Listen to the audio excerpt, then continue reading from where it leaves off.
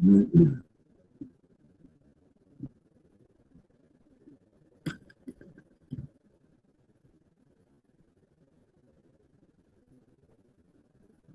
you can see if I'm not there.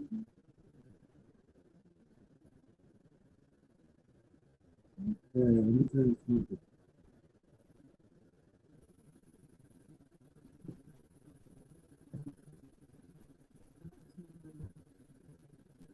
I don't know what's right here. Okay. Melvin Harrison, Jr. Testing. Hey, can you hear me? I'm also on a different system with the headphones, and I hope it's connected. So if you can hear me, let me know also. Good to see you, Melvin Harrison Jr. This is a test day.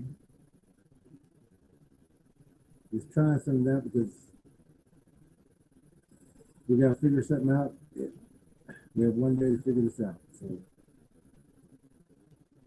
let me know if you can hear me.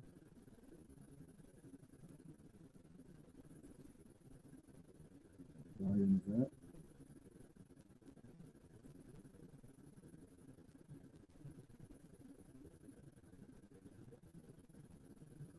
So, Melvin, I need about 7 people. I need about 7 people. I mean, you don't have to come on the air, but also let me know if you can hear me. I hadn't used this one in a while. We use a laptop for usually for the. Hey, Graybeard. Graybeard, let me know if you can hear me. Let me know. Somebody let me know if you can hear me. If not, then I know this system's. We can still use the other one, but I just need to. If you can, sounds muffled. Okay, can we check that and see if that's a problem? I want to see if. Okay, how's? But you can't hear me. Okay, how about now? I know it sounds funny, but how about now? How do we sound? Can you hear me? I do have another microphone that I could use. Let me see. Maybe this got a volume. Hear you, but low muffled. Okay. Also, click on that link I just put up. And you don't have to. I mean, I won't put you on the stream unless you want to be on the stream. But I just need to see how many people I can put in the green room. And I need at least 7 people. So this is just a test night. So Melvin, Graybeard, click on. Whoever else is here, click on. I won't put you on the screen. I just I just need to see how many I can put in the back. Sounds distant from the microphone. Try the trim auto lever. Okay, let me go to audio and see if I can.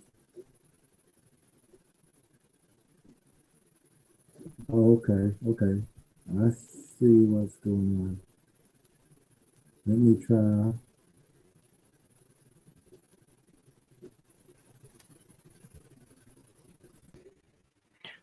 Okay, how is that? Let me try that one. How about that one? How about that one? Because for some reason it had the. Are you online too? Okay, good. That's one. I got one person in the back. How's the audio now? Because I changed the microphone. Good. Okay, good. So close to good. Okay. Maybe I can just put it closer to my voice area. I got one person backstage. I need at least 6 or 7 more, and you don't have to come on stage or come on the screen. I just need to see how many I can fit. And there's a so just click on to that live stream. And even if you want to talk about something, we can talk about something until. Let me try the other microphone also. Audio. Default speakers. Communication speaker.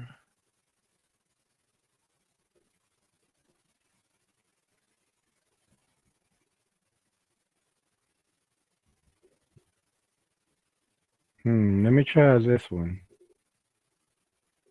Um,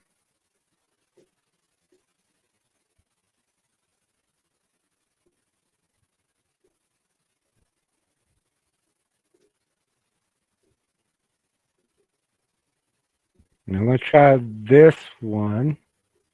Test, test, test. Is that better or worse? I'm going to reduce the mic noise and see if that helps out. And I'm going to turn up the microphone, the mic volume. It may be kind of loud now, and I hope. Okay, great beer. We see you there. Good, thank you. That's one back there, one left. We need to get that one back. There's 2. Thank you so much. That's 2 people backstage. And like I said, we don't have to come on to the screen. I just need to have people in the backstage for something that we have to do tomorrow. Hey, Jennifer. If you could click on to that, Jennifer, also, let's get you on in backstage. I need to see how many I can get on backstage. Lead Tracker E says she can hear. Are you backstage also? Lead Tracker E? Yeah, I can hear you. Okay, I think you're just watching, but it's not on. So we do have, hey, it is Mel. How you doing? Mel's on there. All right, we got some, that's 3. We need a couple more. So we just got to see how we're going to work this out. StreamYard actually raised their rates. So now in another week, it's still, I wish they didn't raise the rate, but we got that. So just a couple more people. If you're here in a room, go ahead and click onto that link. We're not going to put you on, but we just need to see how many people we can get in the backstage. And yeah, perfect. Great beer. I'm going to highlight that for you. We need to see how many we can fit in the room. Hey, thank you. All right. Starlight's here.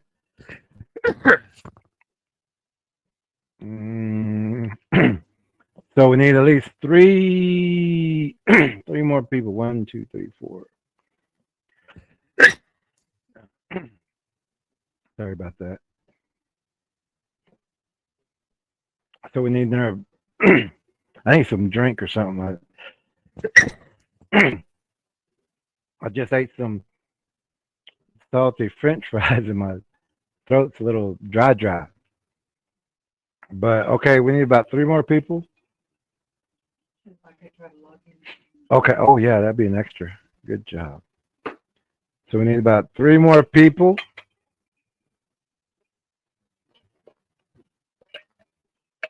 And we can even have a little conversation if anybody wants to have a conversation. We got time right now. So if you have any questions, and we're not trying to do a stream tonight, we're just trying to test a few things. and we do appreciate it. This is for another thing that we got to do. Before tomorrow, I need to find out how many I can fit in the back. I know we can have 6 legally, but I'm trying to see if we can fit in 1 or 2 more, at least in the backstage. So even if you have any questions or anything, but if you can help out, jump on. You don't. I'm not going to put you on the stream unless you want to be on the stream. If you have anything that you might want to talk about, and like I said, this is not a scheduled thing. It's just a test. I just need to, and I'm glad that everyone can hear me a little better. I changed the microphone, turn up the volume a little better. I changed the microphone, turn up the volume. Hey, that sounds pretty good. Lee Trackery has me on another line, and I just heard myself, so it sounds decent. Thank you, Dorothy. Dorothy's here. I need about 3 more people to just log on to that live stream. Put it in your browser. I just need you to get in the backstage. I need about 3 more people. If I could fit 3 more, I think we got something we can work with for about, well, we need to get this done in about 2 days, or we got to do another option, which will be okay too. But if we can do it this way, it will help us with some projects and things that we're doing. So I need to fit just a couple of people. I've got 1, 2, 3, 4, 5, 6. So wait a minute, plus me. That's 7. Let's see if we can fit 2 more people. So if we could get just 2 more people to log on, and I do see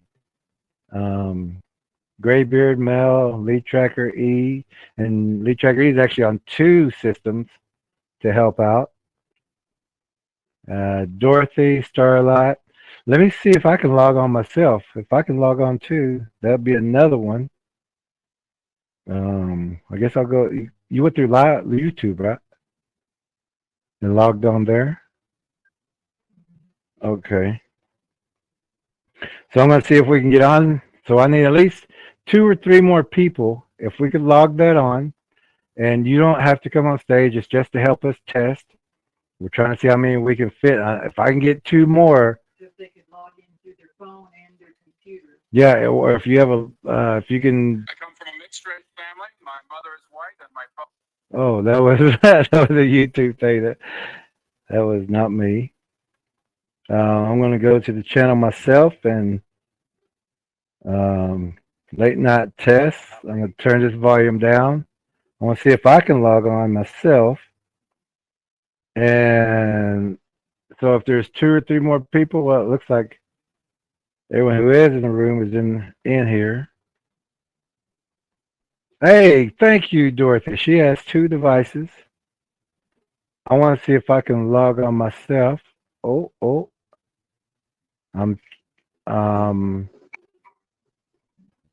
So that's 9. Wow. Wow. 1, 2, 3, 4, 5. And I logged on myself also.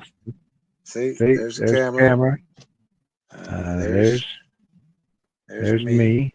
Hey, I'm on 2 streams. All right. So So 1, 2, 3, 4, 5. You know, let me get a couple more people. If we can You get a couple more people, if you got an extra phone or something. That's 1, 2, 3, Turn the 4. volume down on the phone. I did on mine. Echo. Okay. Turn it all the way off. Oh, no, it wasn't.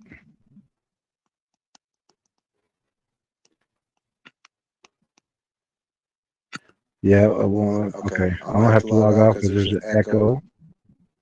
Can you just mute that one? I just muted it for you. Hey, okay. So, good job. Thank you. If I had hey, I can do that too. Look at that. This is all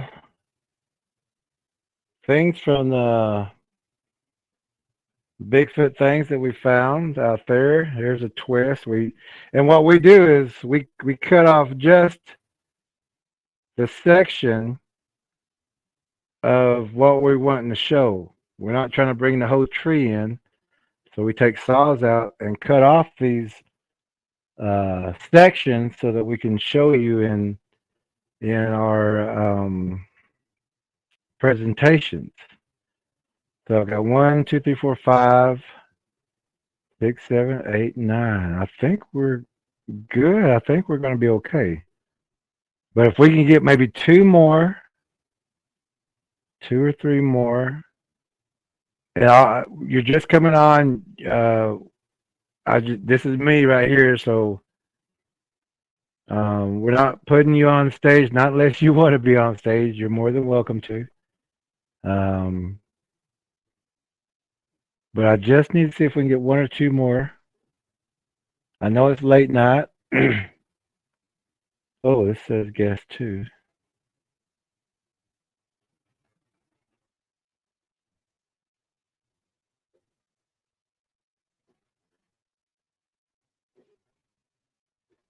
Good.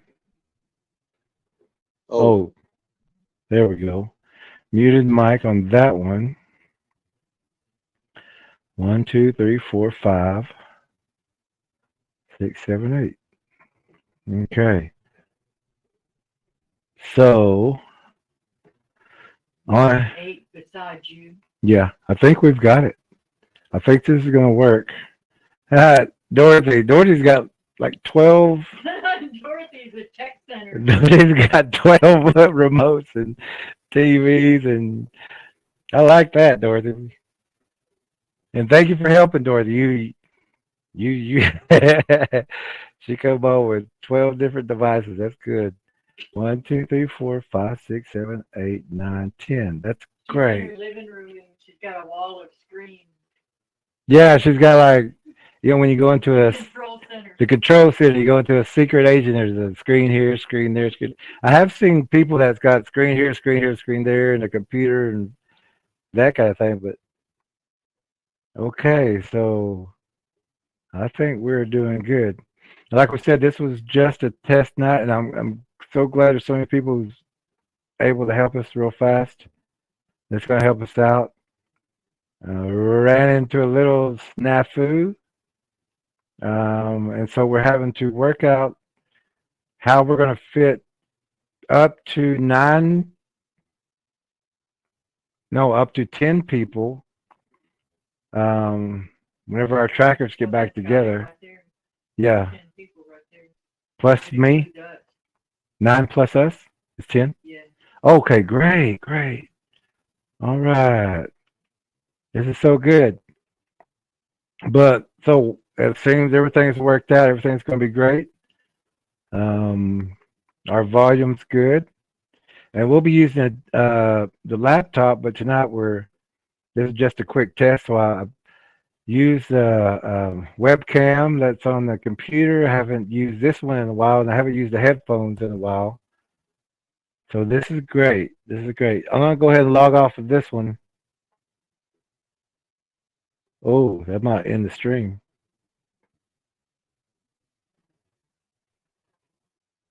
The webcam is glitchy. Your phone is not. Okay.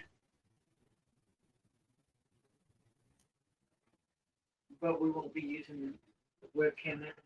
Yeah. Okay, so I just logged off of that one.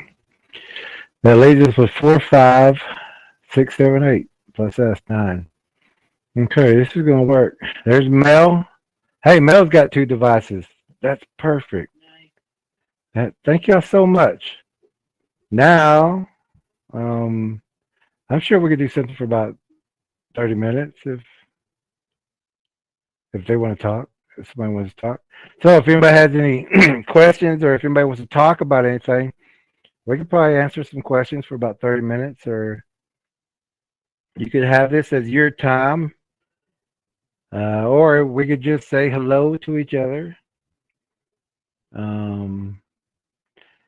Yeah, we're trying to stay. So Jennifer says YouTube is so clear while StreamYard is choppy. Anyone else or just me? You know what? Well, we usually don't use YouTube, but we probably. Oh, Oh, the reason we don't use, well, if we don't have to put up pictures or video, we can use YouTube. I haven't worked with YouTube that much. I've been using StreamYard for a while, and there's another one I used before this, but it just got really choppy, really bad. So we switched to StreamYard, and now StreamYard has raised their rates. So if there's another good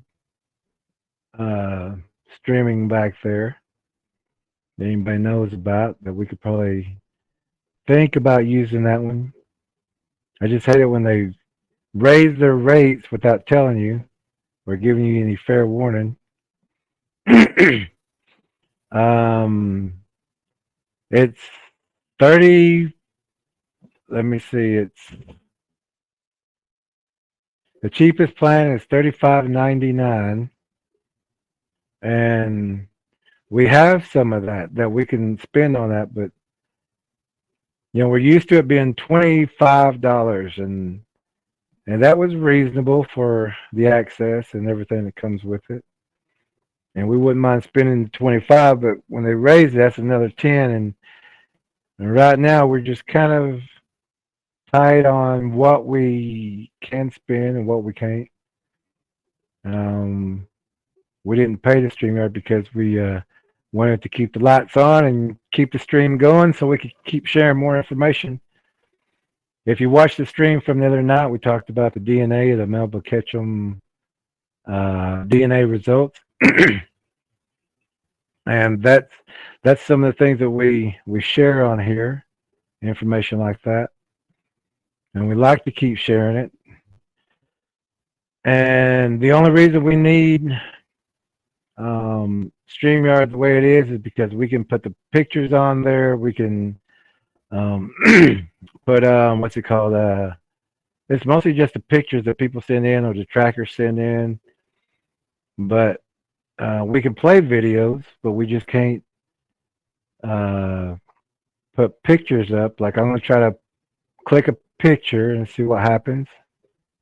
It says customize your overlay. The free plan comes with one example overlay, but it won't let me put pictures up. It will let me play video, but no pictures, and I think our trackers are going to be okay with that.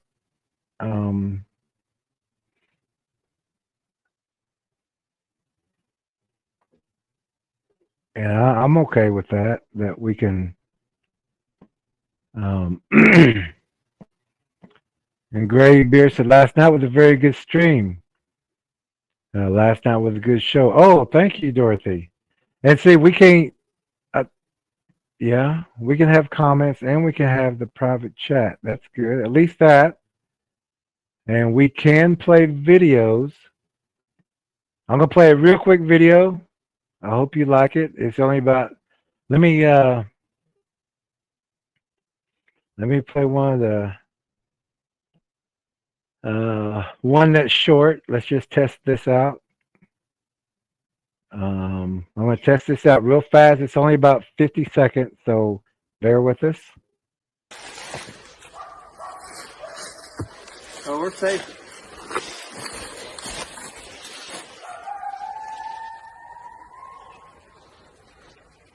I got a good rifle in the house, like a semi-automatic.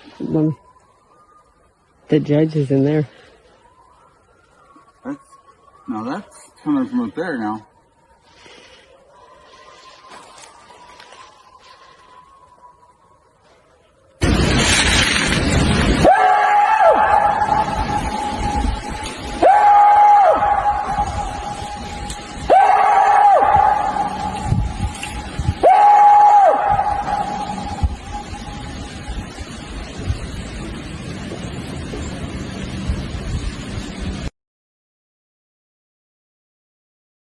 Okay, I couldn't hear that.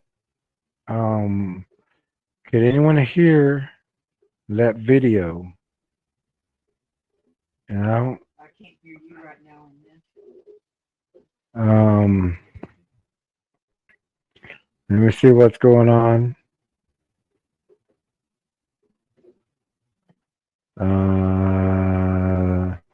Can you still hear me? Can you still hear me? Can you still hear me? Let me, camera, resolution, audio, everything's up.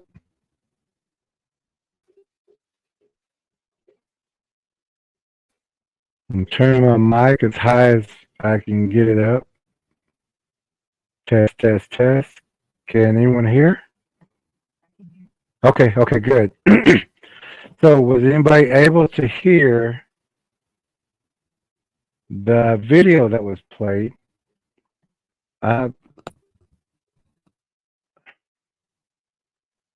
Maybe I need to put my speaker on something else. Give me 1 second. Let me try that. Speakers. Let's see if I'm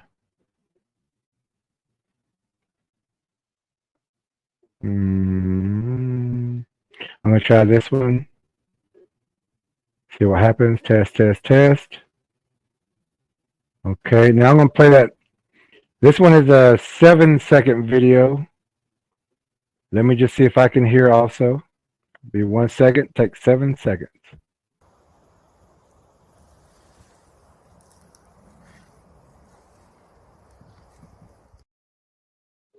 Okay, good. I can hear that. Wow, this is great. And I hate just coming on and not having something to present. But I am thankful that you're all here to help us out with this. I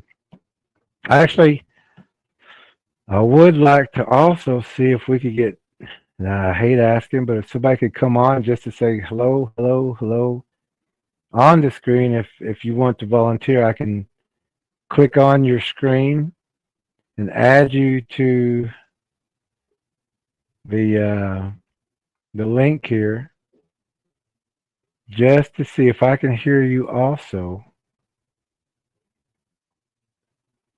I can see okay, everything's good there. I was able to change my speakers and I'm able to hear now. Let's see. Starlight's back. Dorothy's coming in. Dorothy, would you like to say hello? Would you like to come on and say hello? There's a bug beetle that just flew in. There's Jamie, a bug beetle. One of those little, what do you call those things? June bug? June bugs. There's a June bug in the house. There was a June bug in the house. She just got it. So is anybody ready to come on? Just so I can hear and we can say hello. And how about you? I can see Dorothy. I can see who's connected. Starlight's connected.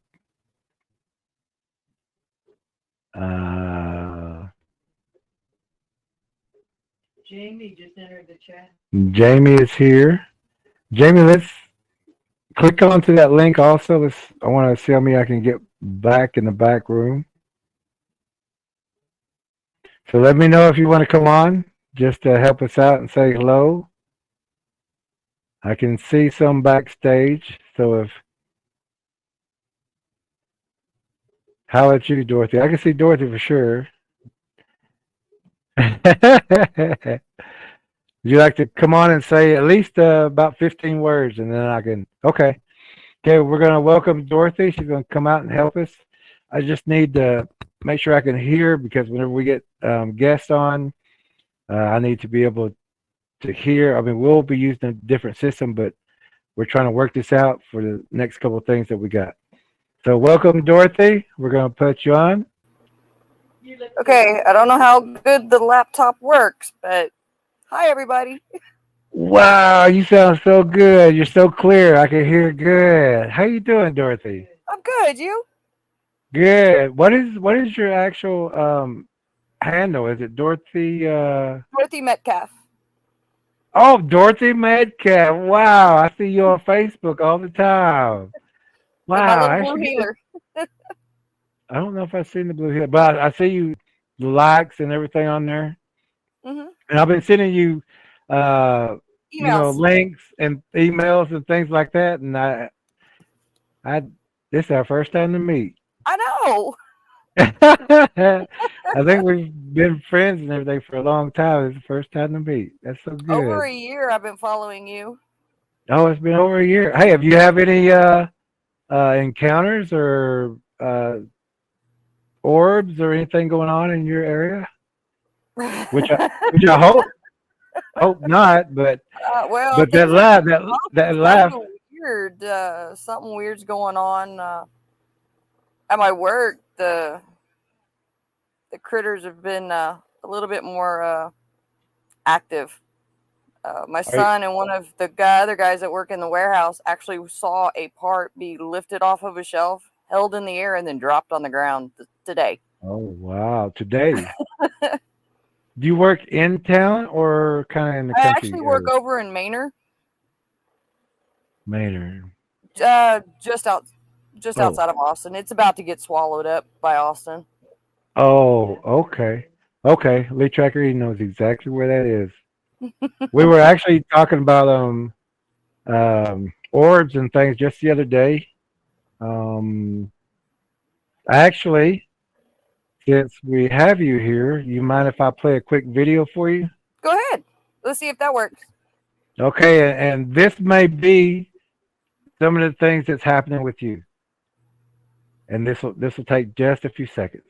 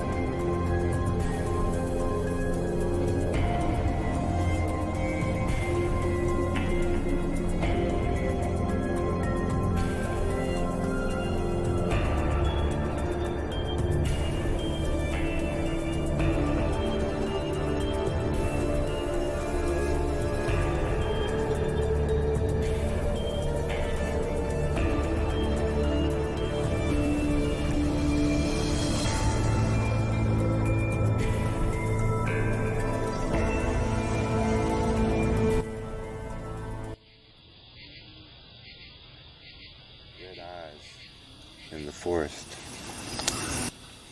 Lights in the sky and the forest. A lightning bug of unusual size. A strange light in the darkness or night sky, hovering or moving from side to side. Images of a fireball in the sky. Multiple crackling sparks in the sky.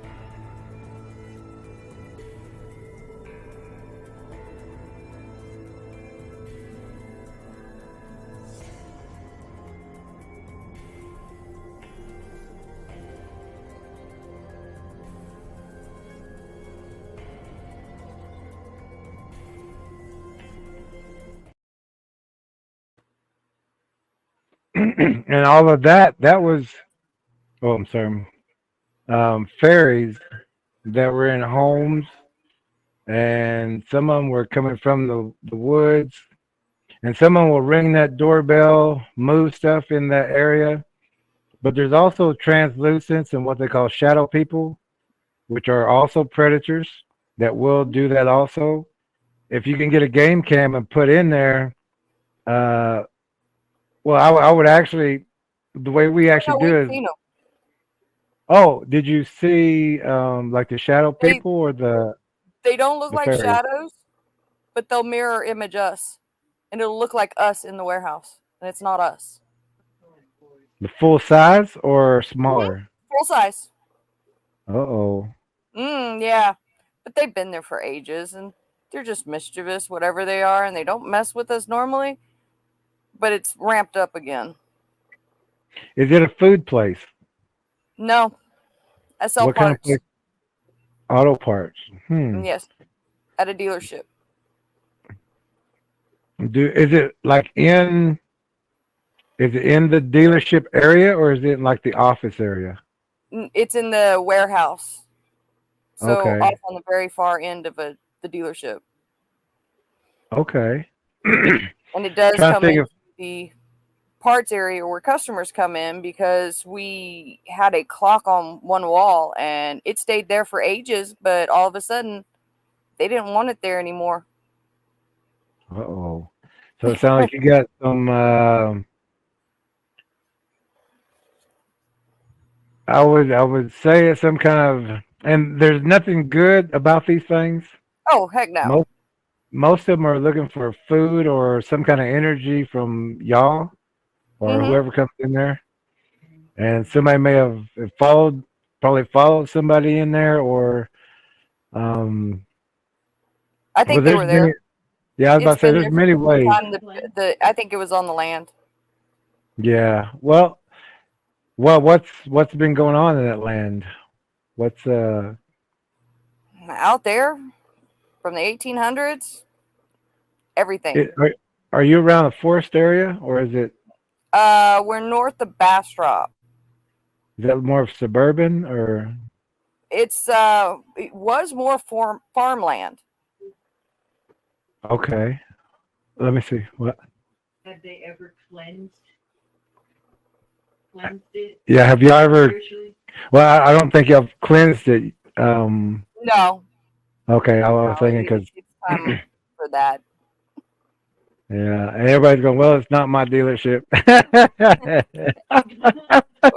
Yeah, they're kind of like, yeah, what's going on, Dirty? I'm like, okay, what do you want me to do? Do you want Yeah, me to switch the place? Because I'm more than happy to. Because yeah. this is getting a little out of hand now. Okay. Yeah, and Usually if just you want, threaten to bring a smudge stick in there to smudge it, and they stop. yeah, cedar works better. Because cedar is usually where they go to bed down or to cedar trees. They gather energy. They pull energy to them, so they'll be in those areas because energy is being pulled to them, and it's a good place for them. Well, that makes a lot of sense because they've torn up a lot of cedar trees lately. Oh wow, wow! And they hate the smell of the burn. And yeah, they hate the Built smell of new the. houses right next door to the dealership, and that was nothing but cedar trees and old oaks. Oh wow!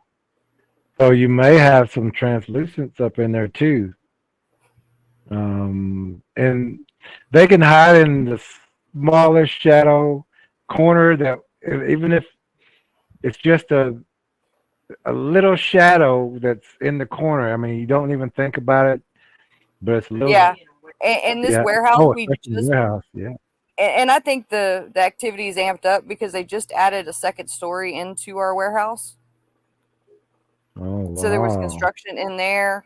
Everything's changed. Newer people coming and going. You know, not all the same people. And also, a lot of new people bring a lot of different energies, and some Who people knows aren't what the they best brought in people. with them, and they stayed. Yep, yep, you're right. You've been doing this for a while, sounds like. A little while.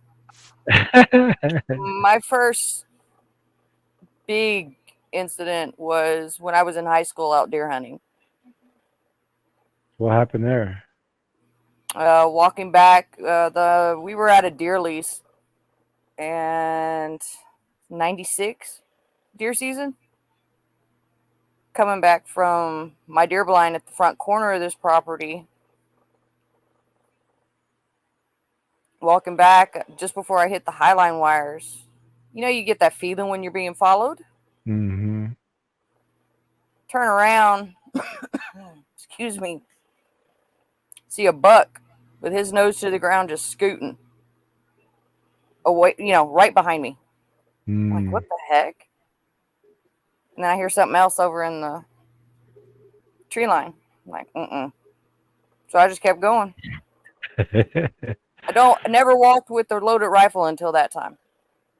Oh, good.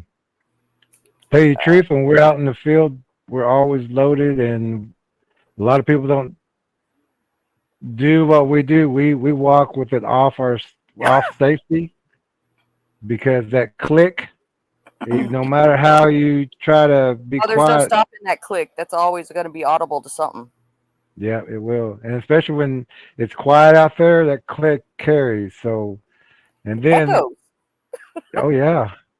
People don't realize how when you're out there in the dead of silence and there's no noise, just the wind blowing through the leaves, you still hear that click. Oh yeah. And when these creatures are out there, they know every sound out there. Mm-hmm. Even the What's bad is footsteps. we had been hunting that lease for 2 years, and my uncle had been on there the year prior. So they knew us, unless this one just came through. And I think this one just came through. But that night, because that was the morning hunt, so, about 9, 10 o'clock in the morning, walking back to the trailer and go get lunch and take a nap before going back out in the afternoon. Well, that night, something shoved the trailer over 2 feet. It sounds like you... My dad, my mom, my uncle, my aunt, and my brother. We were all in the front of that trailer. It was an old Prowler. 25-foot pull behind, bumper pull trailer, camper trailer.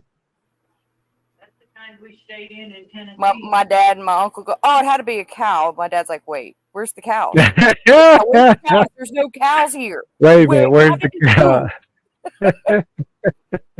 I said, whatever did it is in that batch of trees down the hill. Yeah, the excuses I'm are going back more... inside. Have fun. Yeah, the excuses are more crazy than saying Bigfoot, Mm-hmm. It's like... they've had some incidences too, but those are my daddy's stories to tell. Oh, okay. Okay. Are you around and well, I don't want to give locations out, but we just talked this morning about the Stubblefield area around that Sam Houston area. I don't know exactly. No, where I was when this happened was north of Comanche, south of San Saba. Okay.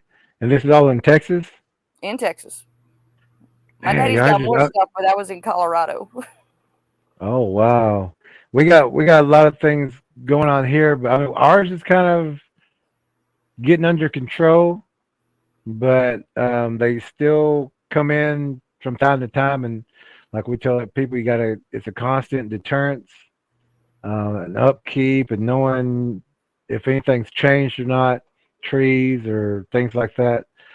But Texas has got, I hear all the time, encounter after encounter after encounter in those areas. Well, I mean, they always say there's a Bigfoot over there in Manor. And I know people who have seen it. So. Wow. So where there's one, there's more. Exactly. Yeah. Wow. That is something that you're aware of, though. Yeah. They're there. Yeah. It's good talking A to lot of people who don't- know. Sorry, I said a lot. I was going to say a lot of people don't know what that sixth sense feeling is, and they ignore it. But that sixth sense feeling is actually true. It's there. Yeah, it is. And we even teach how you listen to your body, how you'll like the hairs or the shiver or the hair on the back of the neck and things like that. But I get sometimes I just get like a tingle feeling, like how those little things you put on your head and go like that. Mm-hmm. And I get that feeling sometimes, and I'm just like, whoa, there's something around here. So, but we try to stay on high alert when we're in the field anyway. But sometimes I get those feelings too, and I don't tell anybody, but I just make sure everybody's following what we're doing, and I'll start leading them out instead of Leading them deeper in. further into it. Yeah. Yeah, I think our bodies and our ancestors have taught us to keep our wits about us if we just listen to them. Oh yeah. So many people don't. They'll just They ignore play it. ignorant and dumb. Yeah. But we're getting reports of a lot of missing people in the Texas area. I mean, a lot of missing people, not just a few, but a lot in different areas, especially in those camping areas and hiking trails. Well, yeah, you get a bunch of city slickers out there that don't know what they're doing, and well, there's a lot of bad situations real quick with things they don't know exist. Oh yeah, and try to explain to them. Oh yeah, we're the crazy ones, right? Yeah, we're the crazy ones. Even though we're like, well, look, there's a blind bear, there's a bow there, there's a pool down there. But it's so good talking to you. It's been at least a year, I would say. Yep.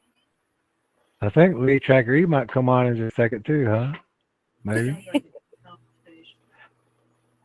Yeah, she's always got great input too. And I know have you seen Dorothy yet? No. Okay. So Yeah, so she's gonna be logging on and looking at you. This is so good to see you. Well, I mean, it's so good to see you. Good to see you.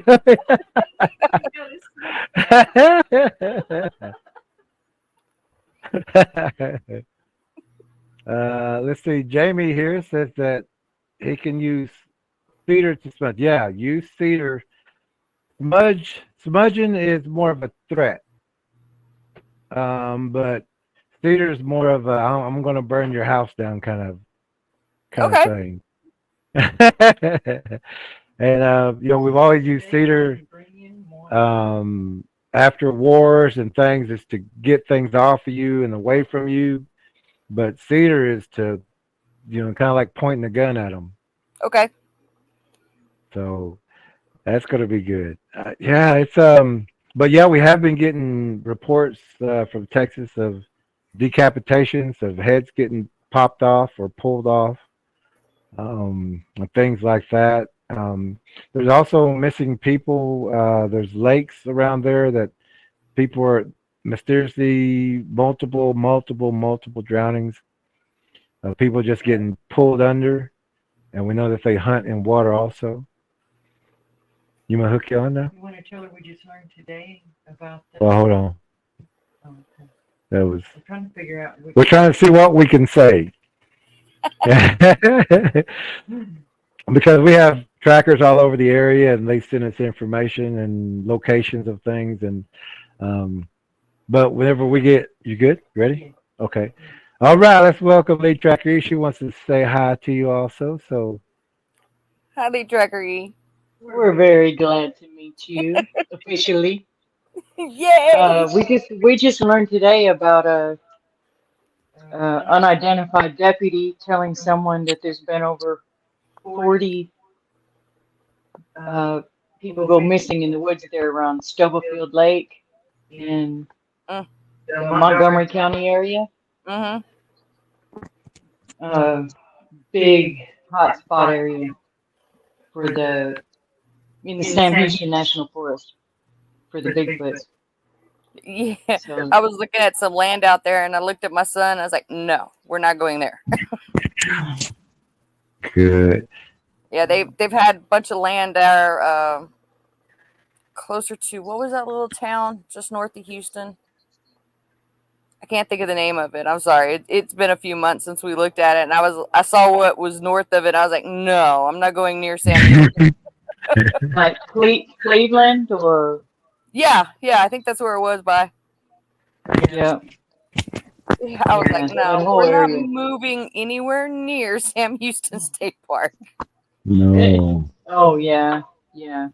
But really, all of Texas, honestly, from where you are all the way over to the east, for sure. I know it takes me about 4 hours, 4.5 hours, depending on how heavy my lead foot is, to get to Houston. Mm-hmm. Let me. To go to I'm El gonna, Paso from Austin is 10. Yeah. My sister saw one in Bastrop before those big forest fires that went I in that area, wouldn't doubt it.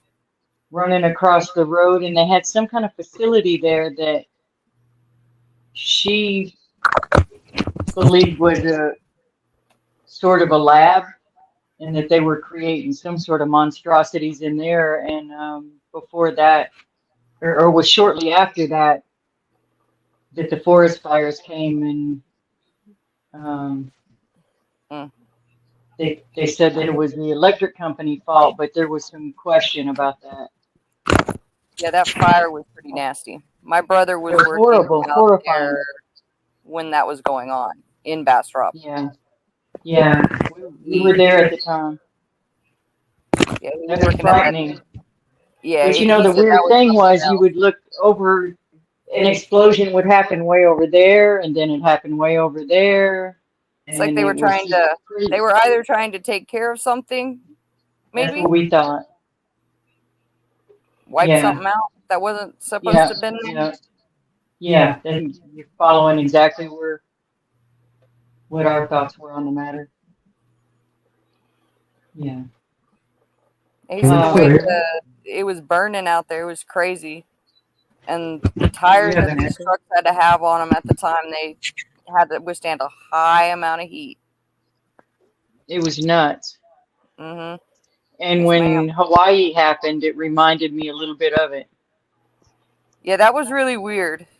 That whole thing with that was Blue there in roof. Hawaii. Yeah. Did we lose something? What happened? Blue umbrellas. I think he's just playing. Yeah. Oh, okay. I think you have to take me out, put her back in, and she'll be up top. I should be on the bottom. No. You're fine right where you're at. Fine right where you're at. Okay. How did you even find the channel and why, or the books or the pages or wherever?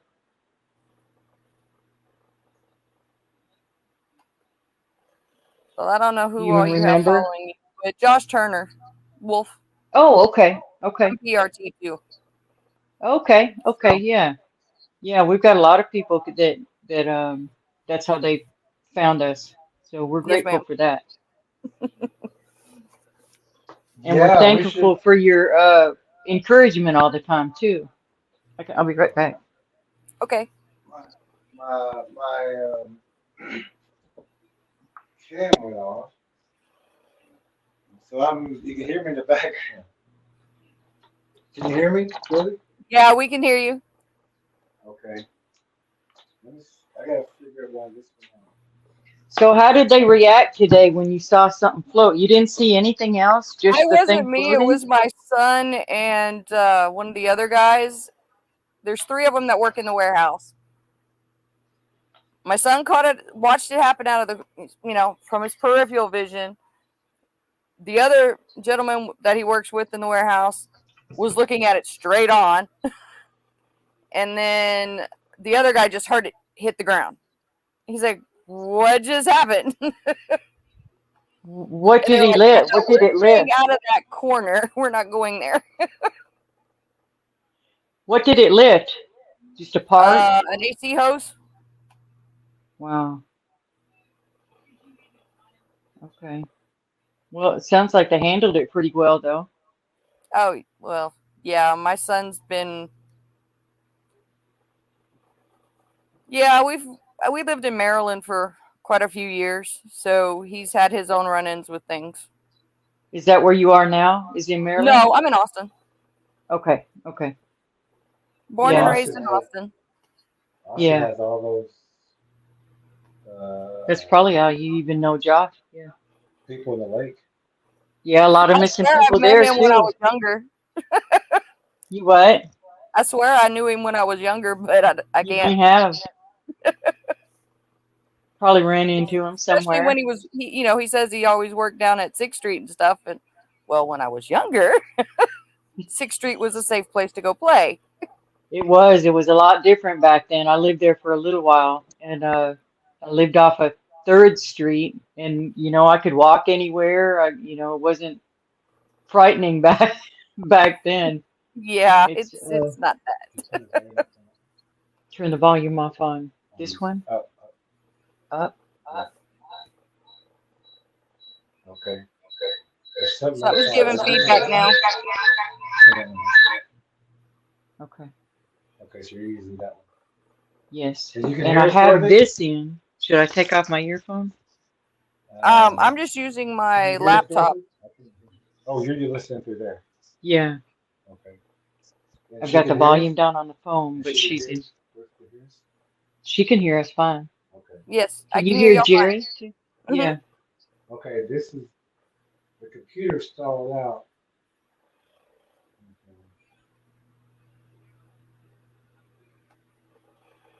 I'm a Jean. Hello. And to everybody else in the room. Yeah, we should actually maybe get with Josh and have an update or Yeah. talk about some like the DNA and thing we talked about yesterday. Yeah. Did you say that you heard or watched the one from yesterday, Dorothy? Oh, I'm sorry, I didn't catch that. I can hear He you, asked but you're off in the distance, and I don't want to turn up my volume too loud. He asked if you heard if you got to watch a live stream from last night on the DNA.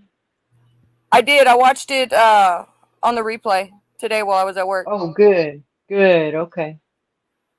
That's good. You can do that at work. I hit play and stick my earbud in. There you go. Hit pause when the phone rings. Right. He's trying to figure out something here. Yeah. Thank you for helping us. Oh, you're welcome. Figure out why. Should we use this? Yeah, we can. We're going to try to. with that one. Let's switch to that one. We're going to switch to the laptop because we won't be using the other camera tomorrow. Okay.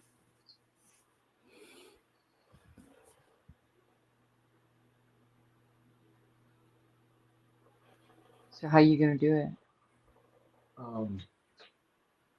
That's going to cause a reverb or like that. So turn this phone volume down. Yeah, down should work. Okay.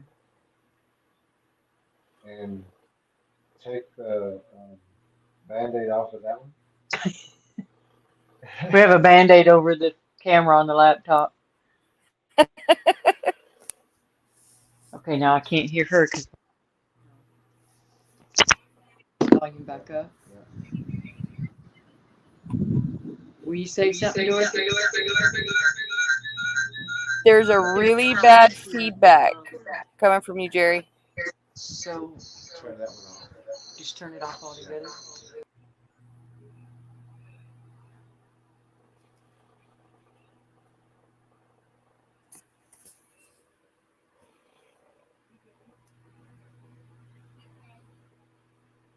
I don't hear anything right now. Hang on, let me see. Are y'all talking? Hello?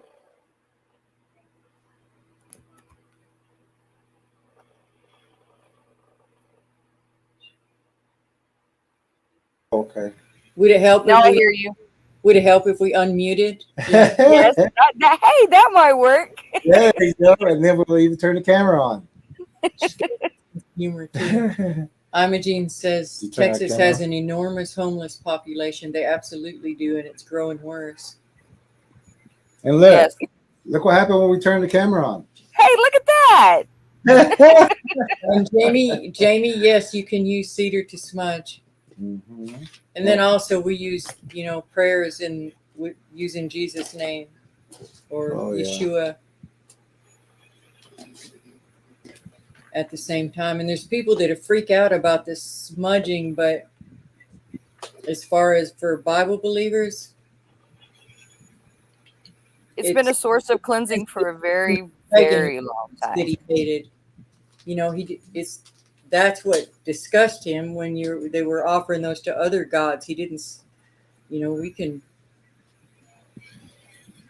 use it as almost like a disinfectant. Anyway, think of it as a disinfectant, a deterrent, but we're not offering it to. We don't offer anything but our prayers and worship to God. But anyway, we have had people come at us to try to get smart about the smudging with the cedar, but we don't use sage because sage tends to bring more than it removes. I wonder why that was frozen. Is it frozen? I mean, oh, because it's not playing. So I need to catch that one up. I can't use 16 screens like Dorothy. Well, my cell phone's in the room and my computer's in my bedroom, so that's where the first two are. I was like, well, you need a couple of more. Let me just go grab my laptop. That's good. It worked out good. And Cube, glad you're here. We were doing a test at first to see how many people we could get into the backstage, but I think we got that figured out. Yeah, we're gonna be good there. So if you're busy, Cube, and I know I asked you to come in, but if you're busy and you got something to do, it's okay. You don't. Thank you for popping in. You're welcome to stay and also welcome to leave, Cube. No, I'm just kidding. So Dorothy, what's your father's favorite story of one of these? I think the best one was him and my uncle were up there in Colorado, went up on an old logging trail, state property land for elk hunting. They get out of the old Bronco. You know how loud those doors shut. Mm-hmm. Open up the back tailgate to get the rifles out, and him and my uncle. Possum, stop. Sorry, that's my blue heeler. Possum. It sounded like an alarm. Yeah. I'll be hitting some lights. You need to check and see what she's barking at, or he? No, she's barking at her little sister, the 7-pound Chihuahua. Oh, okay. Okay. She scared her, I think. She snuck in on us and jumped on the dog bed over there in the corner, and she's like, whoa, where'd you come from? So he slammed the door on the Bronco?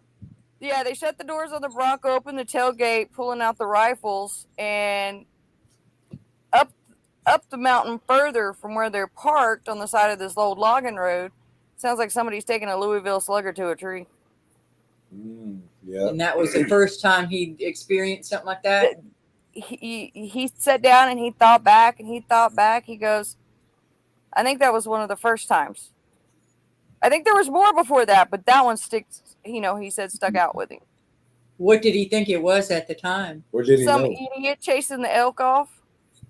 And my uncle both look at him. What's that idiot up there doing? Trying to chase them off so it didn't get their prey. Problem is, they still went elk hunting. Wow. And we will do that if we don't know what that is. What's even crazier is my dad really thinks the batch that are there knows who he is. He goes up there every year. Him and my uncle used to go every year. Same area, hunt the same place. If they got something, they took the meat. They left the rest. Mm-hmm. So, Which would be perceived as a gift. Mm-hmm. Or an offering, Yeah. Or an offering. Yeah. couple of years ago, my dad didn't get drawn to hunt. My brother did. My dad said it felt like they were being pushed to him. Oh wow. Out of a draw. Not to my brother who was on the other side, but it was like something was pushing them to him. Are you talking Like they were about? like, here, give us something. Yeah. Well, You want these. But he didn't have a hunt. He didn't have a license to shoot. So they only allow so many people? Do what? So they only allow so many people? Yeah, the whole thing in Colorado, it's like a draw and you have to have points and it's crazy. It's like a lottery because we're not residents of Colorado. Okay. But they've always hunted up there. Yeah. They used to do Colorado and New Mexico. But then they just started staying around the Lone Cone area. Yeah. I don't think we've ever seen a deer blind that didn't have a Bigfoot blind nearby. A deer trail. Yeah. Mm-hmm. But also the Bigfoots will do that, especially if you got a weapon. They'll push the game. Here's the prize buck. Here's the prize elk, the prize turkey, the prize hog. Get you one, leave us our offering, and get out. Because we got things going on. So, and hunters. That's how my dad always took it. When that stuff, he started drawing lines to the dots. Good. He was what? Making the dots connect. Oh, connecting good. the dots. Yeah. Now that's good that he did that because a lot of people don't see it that way, and you'll see a lot of young, I'd say about 12, 13-year-old people with their fathers go out and get great bucks on the first day or something. Mm-hmm. It is that Bigfoot's just saying, get it and go. Yeah. But they're also testing to see if that's what you're there for. Uh-huh. Yeah, because you may not have a buck license. You may have a doe or a cow or a bull license. Well, they're trying to read whoever's coming into They want to make woods. sure you're not hunting them. Yeah.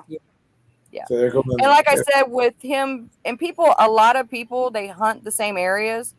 The ranchers up there, they have their cattle out on the same public lands. So these things know. They know who's supposed to be there and who's there more. Mm-hmm. Yep, they sure do. Yeah. And especially if they come out there with a yellow vest, they know that they're not hunting Bigfoot. They're hunting something. Mm-hmm. Imogene says, always listen to the dogs. They'll tell you everything you need to know. Especially when they get surprised. Yeah. Hey, around there, are there any missing pets or people in your area? Not right on this side of Austin. I'm sure there's missing pets and stuff. I mean, on South Side or where some of the bigger populations are, but we're not having that problem here. Oh, good. Wildlife is still good around there? To a point. I mean, we still have the drugs and everything that go on around here, but I didn't mean that kind of wildlife. Yeah. I didn't like the deer, hogs, anything like that. Is that normal? The raccoons, squirrels? Yeah. I mean, the hogs, it's crazy. People wouldn't think that hogs are here in Austin, but they're here. Yeah. I actually had a sow run out in front of me off of one of the streets here close to the house, and a couple of days later, I'm like, those are piglets. She ran over here to this little wooded section to have her piggies.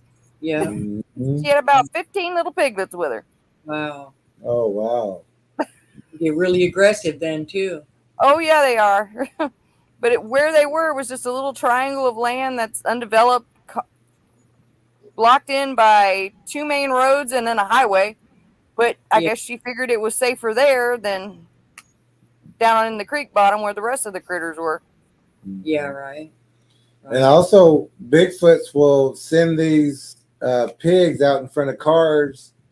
It's just, especially if it's a lone car, on a road. So I don't know if you was the lone car on the road. Usually at night. Actually, there was a truck behind me, and we both just stopped in the middle of the road and stuck our heads out the window like, what the heck are these hogs doing over here? Yeah. Oh wow. Yeah.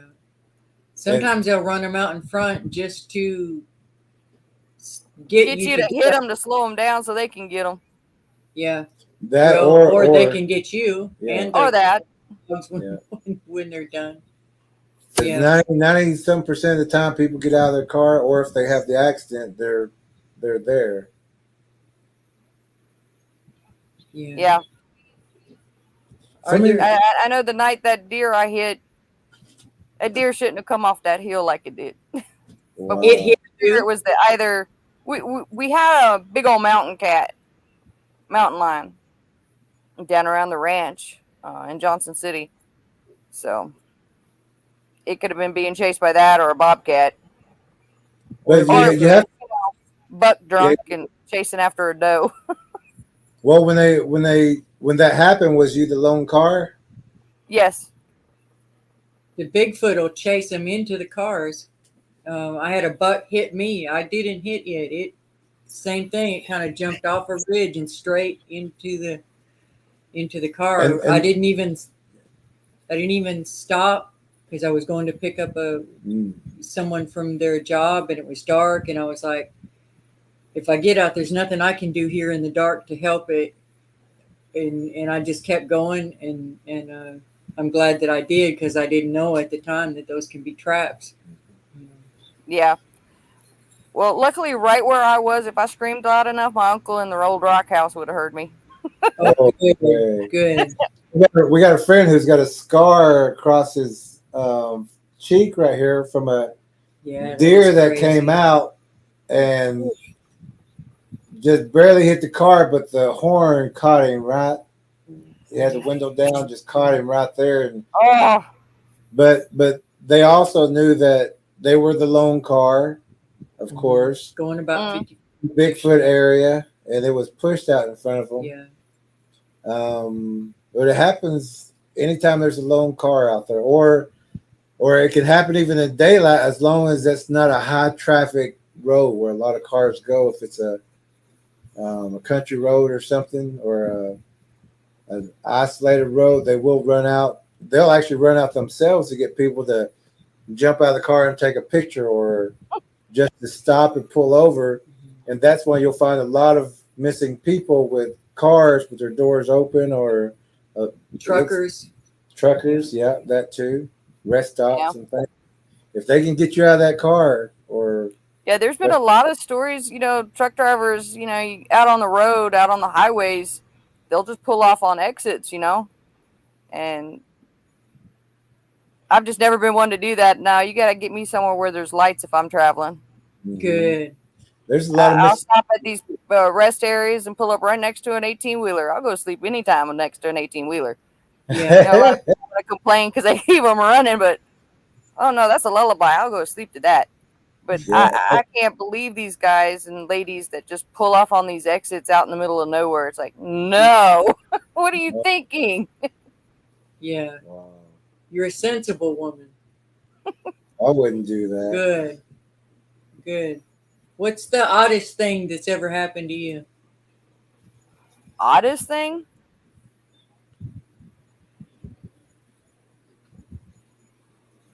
I don't have normal pets. They're all kind of special. Honestly, the best one, though. So, in 2010, I lost my 2.5-year-old stud colt. The day it happened, it felt like somebody stabbed me with an ice pick in the back of my head. Lasted for about an hour. And then it just went away. I immediately thought, uh-oh, something's happened to one of my grandparents. So I call my mom. Mom, what's happened? Is everybody okay? Anything happened? She goes, no, everything's fine. Didn't even dawn on me to think about my horses. I get off of work that night and I drive over to where I had him at my buddy's place. And he's just laying out there. Did they say the cause of death? The vet said either a brain aneurysm your head or a blood clot. Or what? A blood clot. What? How about an impact? No, No. Nothing. he had air bubbles in his blood. Oh wow. But you felt it in the same region that he had the problem. Wow. So you had a super strong connection to that horse. I did. Yeah. I really did. To the point of when we started looking for a new place to move where I could have the girls, his mom and his sister, with me. I just randomly went down this street, saw a for rent sign. The street's name was Iron Horse. The back road behind this property was Palomino. He was a golden champagne, which is a Palomino. You're But beautiful. with the champagne factor. So he always shined no matter how dirty he was. Yeah, they're so pretty. Oh wow. And after we were there, maybe 3 months, my now ex-husband came running into the bedroom and said, Dorothy, the horses are out. The horses are out. Oh my God, the horses are out. They're running in the flat. They're over by the tank. I'm like, oh shit.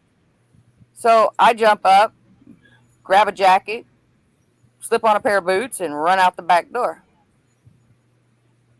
I look to my right, which is where the horses are supposed to be, and they're standing there at their gate, staring off into the bottom, but I can hear a herd of horses running in the bottom. Oh wow.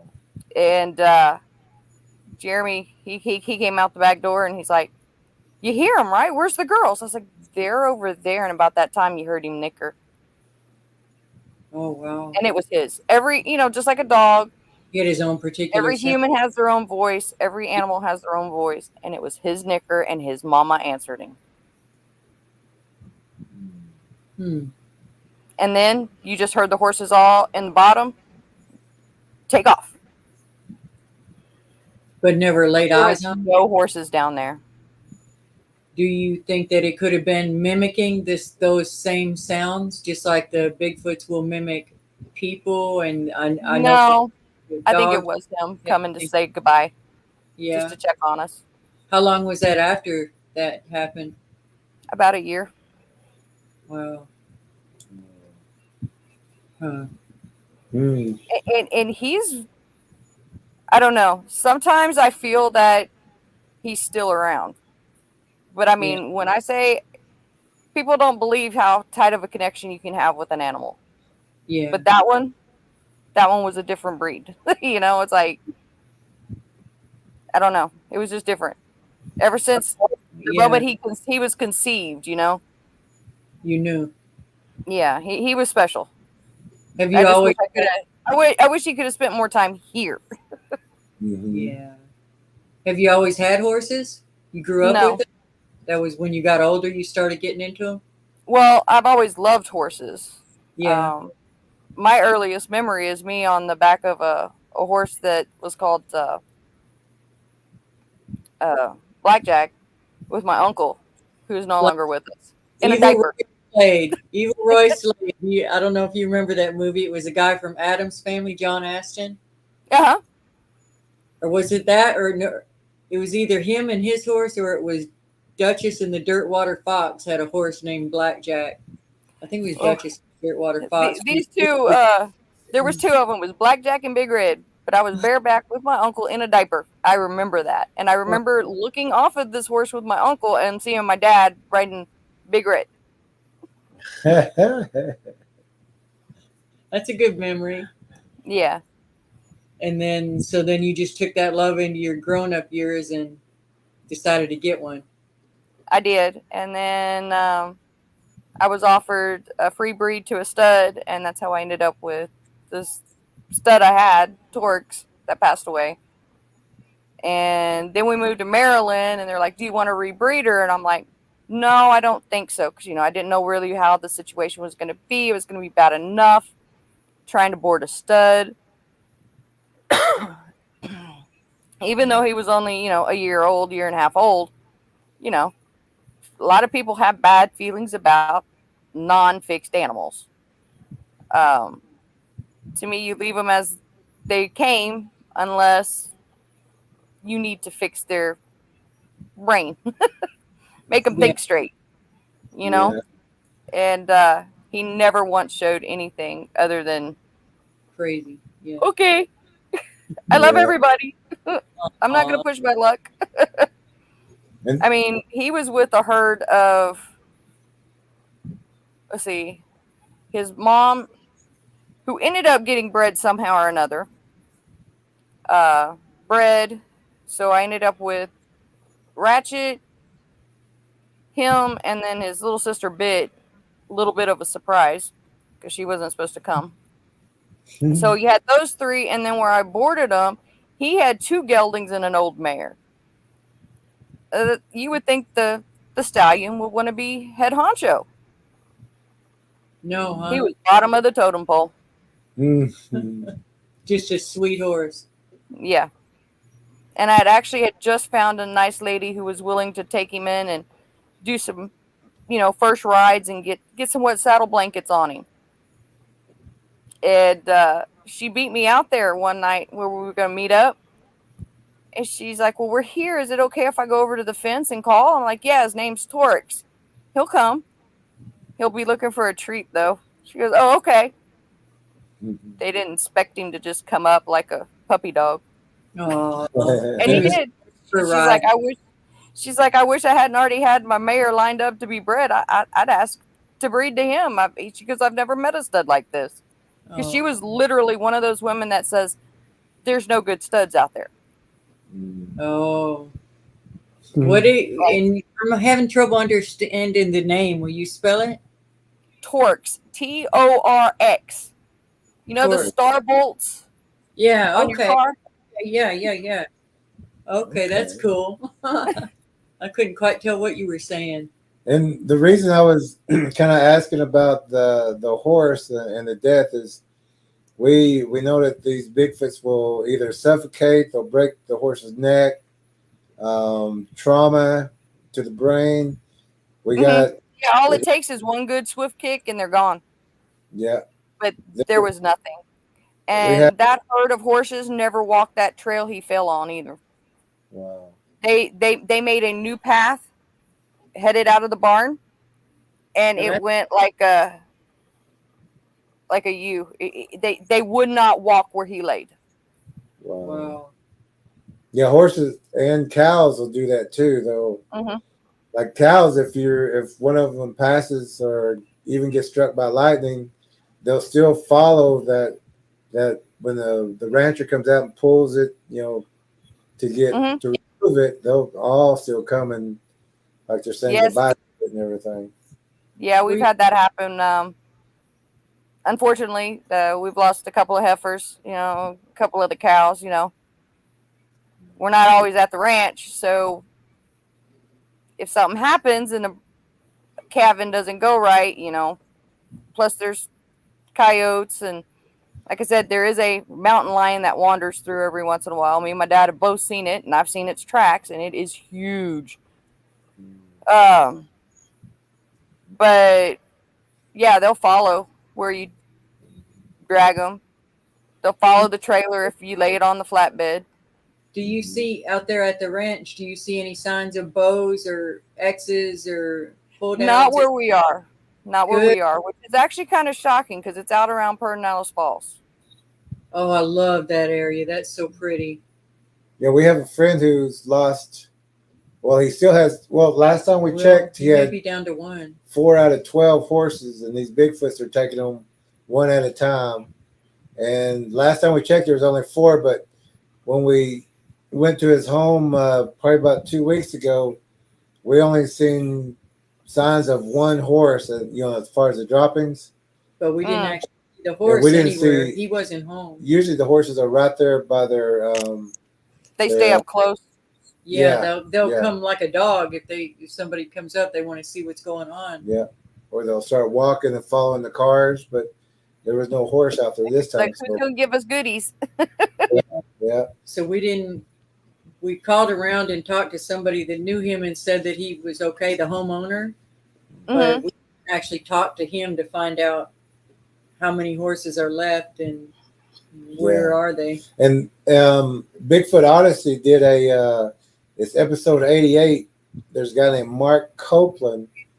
and he lives or he used to live maybe 2 or 3 houses down from where all these horses are being taken.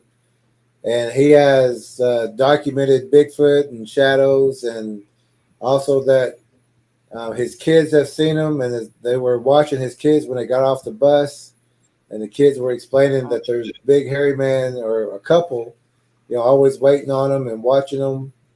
And so he couldn't get the sheriff or anybody to help him. They actually kind of laughed at him and ridiculed for a little bit. Didn't even take a report until he called back to make sure that they wrote something down. But he eventually moved to Arkansas, which Arkansas has a lot of Bigfoots too.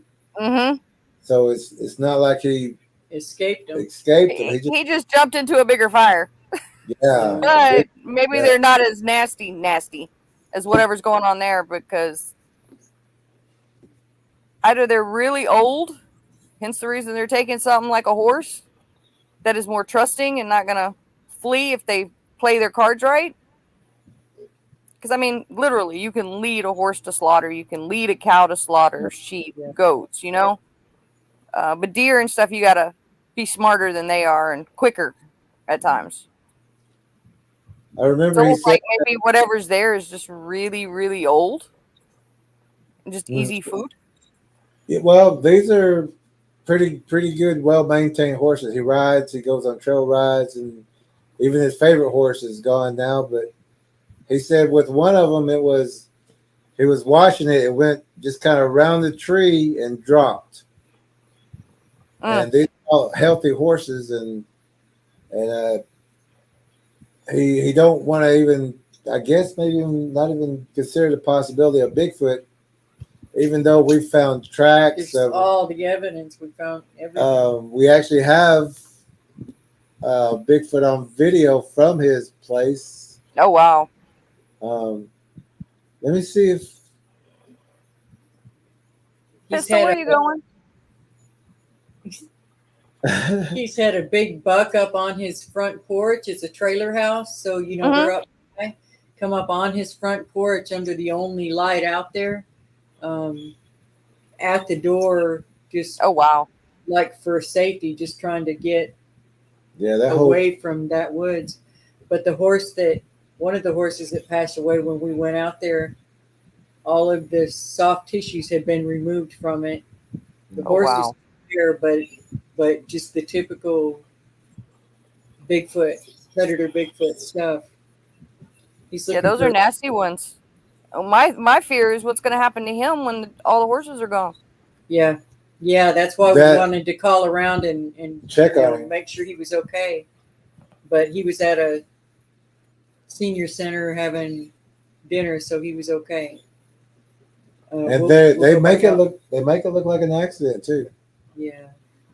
Well, Hey, I'm going to turn my camera off right quick. I'm going to go grab a drink out of the kitchen. Okay. Let me see if I can find. I want to try to. Maybe it's just on Facebook. Which thing? The one where I have the Bigfoot circle. Let me see if I got that on this one.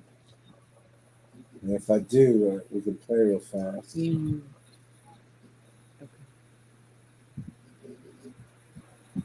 Let me just do real fast.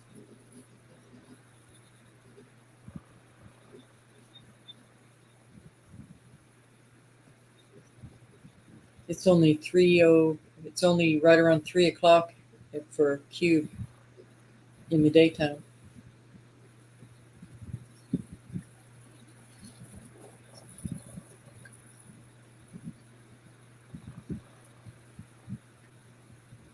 Oh, okay. I'm gonna load this and see if I can load it.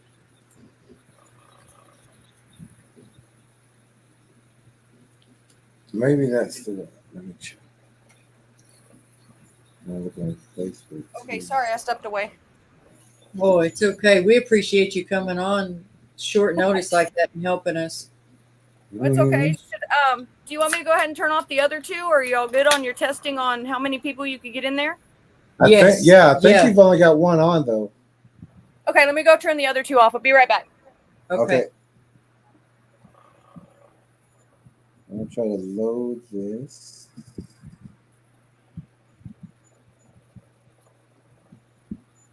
Let's see.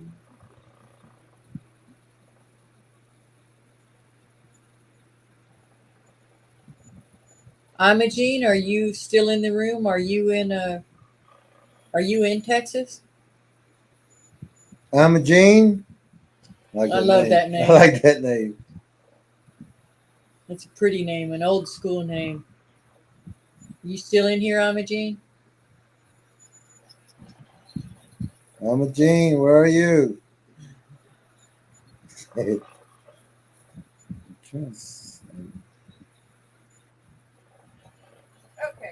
I got those two turned off. Oh, good. Let me.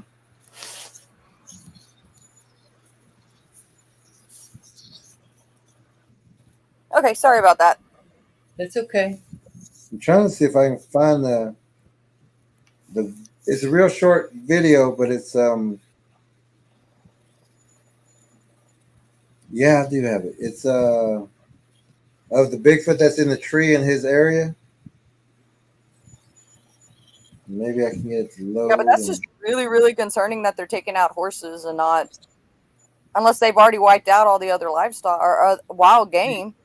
Right. Oh yeah, there used to be Even snakes. We're Very in, few snakes. Yeah, we're in a town called Antlers, which is known for antlers for deer. Mm-hmm. And we're almost out of deer, basically. Yeah, we don't Oh, see that's very not good. You know, just one or two at a time, but it used to be herds. There used to be hogs, big hogs. There used to be a lot of snakes. A lot of people. Yeah, that was the saying around here was watch for snakes. As soon as you go out that door, watch for snakes. And now you can walk around almost anywhere and you're lucky to find a snake. Oh, wow. So Imogene's in Arizona. Get that glare off. There it goes. Turn on a different light. I'm trying to see if I can find this. Imogene, Arizona is a totally different landscape. What's the Bigfoot situation there? I know I got this video somewhere. We're trying to tell people that it's the same patterns no matter where you're at. It's a terrain. It just depends on what foliage is there. Like with sandy terrains, you would be looking for like a trapdoor spider. Yeah, under the ground in the sagebrush. Caves, underground caves. Under rocks. We had a big boulder moved here. We don't know exactly when it was moved, but we just recently saw it way too big for us to move around. And it's like it's been shifted and put over a hole. You can still see the part of the hole there, but it's like, you know, we could move it with a tractor. I wonder if they got mad at a coyote. I don't know. Covered up its den. Or it's trying to cover an opening, you know, for them. That. Yeah, or it could have been a rabbit or something that went underneath that boulder, and they just lifted it to squishy. Imogene says there's heavy Bigfoot there in Arizona.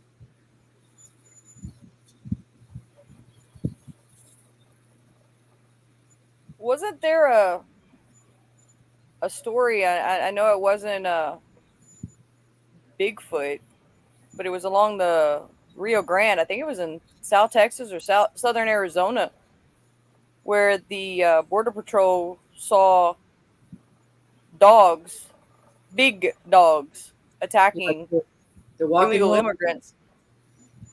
We didn't hear about that. No, we didn't hear about that. I'll see if I find it and I'll send it to you. Okay. Just another hybrid. All predators. Oh, yeah. Same mindset. Hunt, eat. Right. Even the little bitty, like the fairies and the orbs he was showing, those are all the rods. They're all parasitic. They're all predatory. They're all feeding off energy and blood if they can. Imogene says she's from outside Nogales, Mexico, and northern Arizona. Okay. So Imogene, would the terrain there, would they be in caves? Or is there, I know the trees get lower. I always knew when I was getting close to Austin because the trees get short. Here in East Texas, there in East Texas, they're very tall. Exactly. Yeah. But the further you go towards Central Texas, the shorter, the scrubbier the trees. A lot more cedar. Yeah. Dogman at the Texas border, says Imogene. Yeah, we've been getting a lot of reports about that too. Dogmen at the border. That was one reason too. We wanted to get the Spanish version of the book out because of all the Spanish speaking people in those areas. They need to know what's going on too. Yeah. Oh yeah. They do. And they need to know where to watch for them and how to watch for them. Yeah. Because they're over there too. They're not just in North America. Yeah. Oh yeah. Canada. Right. Or deep woods. Mm-hmm. They're everywhere. Have you heard about any just right up in town? Not in town. I think the closest one to in town was the one my friend and his wife saw coming back from. They were in Austin, and it was the one out in Manor. Oh, okay. How did they react? He was a little drunk. She wasn't. She slammed on the brakes and then hit the gas. She goes, "Did you see that?" And he goes, "Uh-huh." That's how they left it. And they left it. They didn't even want to discuss it. Nope. And he finally told me about that last year. Oh, wow. When he found out I was going to the conference up in Fort Worth. Oh, okay. Was that Josh? Yeah. How does your husband react to this kind of thing? Is he on board with it, or is he? Well, my ex-husband, no. He thought I was crazy. And I'm like, dude, you have no idea. And you spent time in Iraq and the things you saw over there, and you don't think any of this is real? Right. He believed in ghosts. But big hairy creatures, he didn't. Yeah.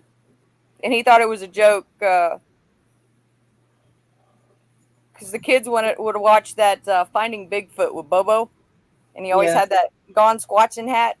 He actually bought me one of those. I'm like, why'd you buy me this? I don't want to go find them. I know they're there. He's squatching on it. Squatching claws. It's like, I don't need to go find them. I know they're out there. Just like I know they're here in Maryland too. Yeah. I don't need to go find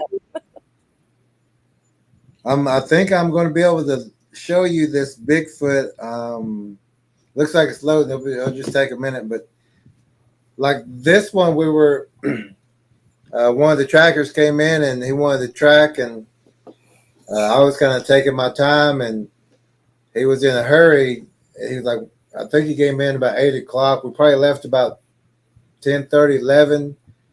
And it was kind of hot that day, but I was just taking my time because he goes, well, if we're gonna be doing some tracking, if we're gonna find any signs, we need to get out there early.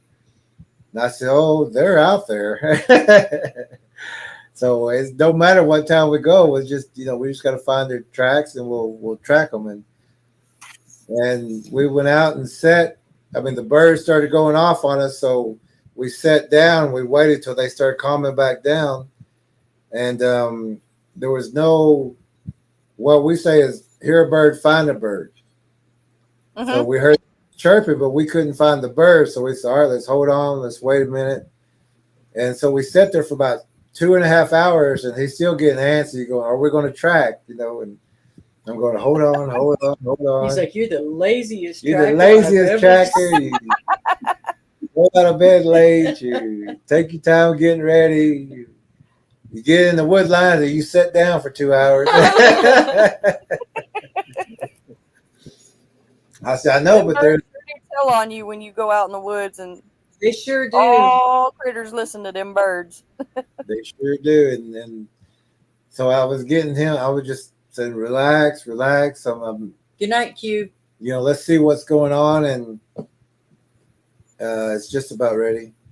And so I was running thermals, and I'm running the binoculars. It has a camera on it, and so I was like, he's like, let's go. I like, hold on. All of a sudden, this one, I mean, it was dark, and that's what we look for, those dark shadows, laying in the tree where we tell people to look. And then all of a sudden, it started moving its mouth. You're like, Cud? Mm-hmm. It just started moving its mouth and started going like this. And I guess it forgot that we were still there because we were, we took cover from big trees and the brush.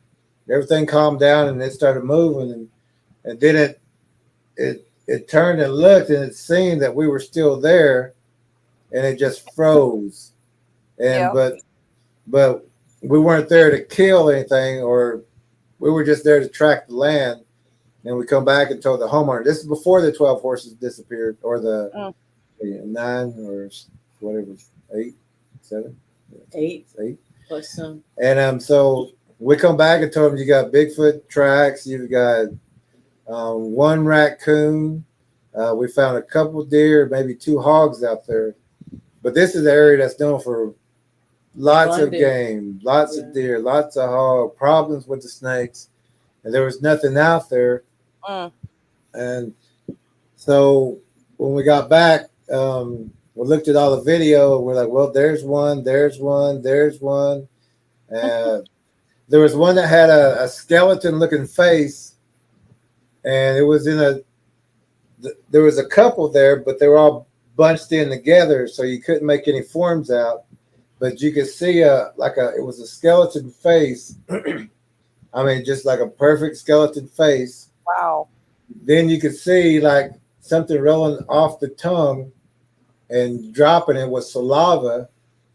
But it splatted. It didn't go all the way to the ground. It splatted in midair. And so we're watching that same spot, and there was it looked like it was 2 eyes, but it looked like a bird. And then one eye went straight up, and then it looked back down, and then it kind of got that mad look, like this guy just spit on my head. He just rolled on me. but just with one eye, and one eye is going this way. And then and we got video of that. But I want to show you that Bigfoot real fast. I got it loaded. How about that? Okay. So look for the white spots in the darkness. Those are the white spots of the face. And we even circled it for everybody. So good. There we go. This is the good one anyway. Here we go. The stench of a wet dog, rotting flesh, blood, mixed with the stink of a tarantula, or rotting snakes, or no scent. The Bigfoot being observed here is herding deer to us. Through observation of humans, the Bigfoot can separate hikers from hunters, weapons or no weapons, a hunter or a hunter of Bigfoots. Trackers observe baseline to tree line first. We use the shadows. We go tree to tree or bush to bush, blending into our environment. The shadows are very important to read. It is called shadow language. Distinguishing shadow upon shadow. If your visual or sense of smell do not pick up the predators, your body is made of feelings and sensors to protect you spiritually and physically. Your feelings and senses will tell you where the predator is located. If the predator is behind you, you will feel the hair on the back of the neck. If the predator is on the right or left, goose pimples, shivers, or wind will be on that same side. To locate the predator, turn towards the place of the first feeling. This is the first alert for warriors that war is here. Being the lead tracker for the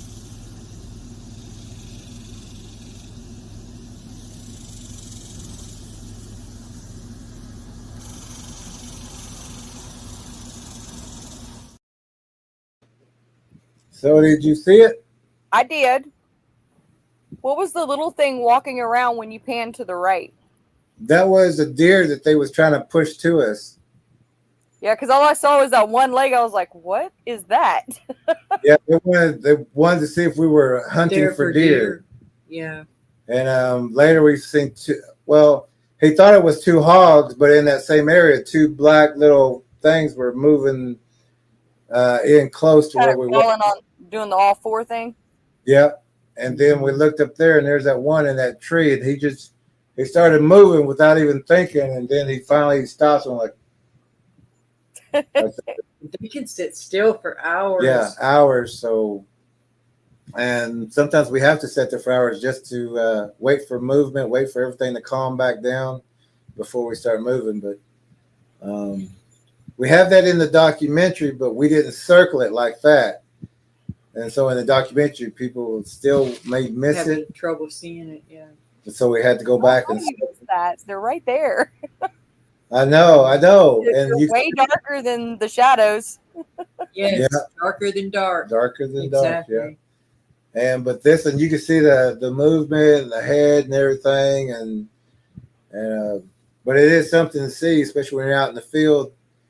These are big things, and that was I consider that a real small one, and that one was probably maybe 7 foot, because that's a good sized tree in the distance, and it was hanging off two of them sideways around the top, not where you could see it with the stem, but around the top, blended in with that darkness, and that's what we look for in those places. And that day was carrying spears, which was good, because if they're up in the trees, we want to make sure that they know that if they jump or try to pounce on us, that we got They're gonna that. get the spear. Yeah. Yeah. It's so many people for the longest time they didn't even think about looking up. Oh yeah, Yeah. you're right. Yep. A lot of people didn't ever think about looking up, because who would think something that big could be up there? Yep. Just waiting to drop.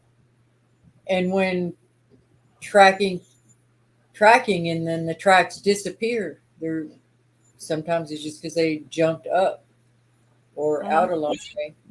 Imogene says, yes, there are many caves there. Mountains are the end of the Rockies. And she lived about 90 miles south of Tucson on a horse ranch. Also during the winter was Bigfoot time there.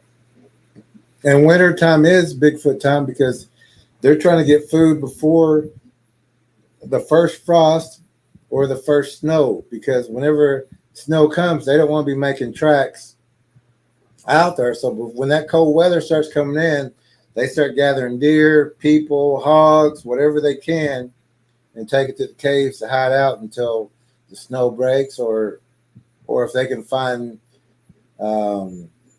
well, they have caves and things that they use anyway. Sometimes they have water caves in the embankments, but they don't want to leave the tracks. They have the fear of exposure, because people will kill them if they find out that they're the ones taking their dogs or cats or livestock and missing people in that area.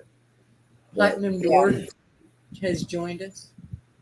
Says he's got us on the big screen tonight. Oh wow! Well, he could probably see that. Well, and we don't know if Platinum Dwarf is a he or a she, but we're going to say he unless you correct us.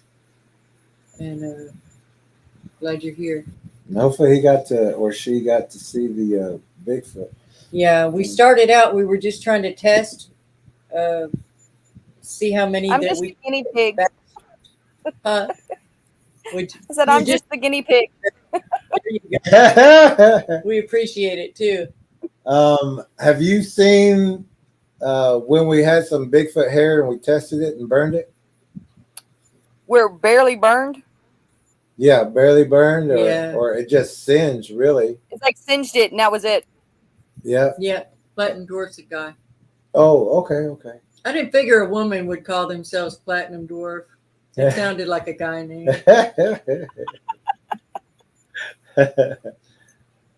Oh, did you get to see that stream from the other night? Did you say? Oh, did you freeze up?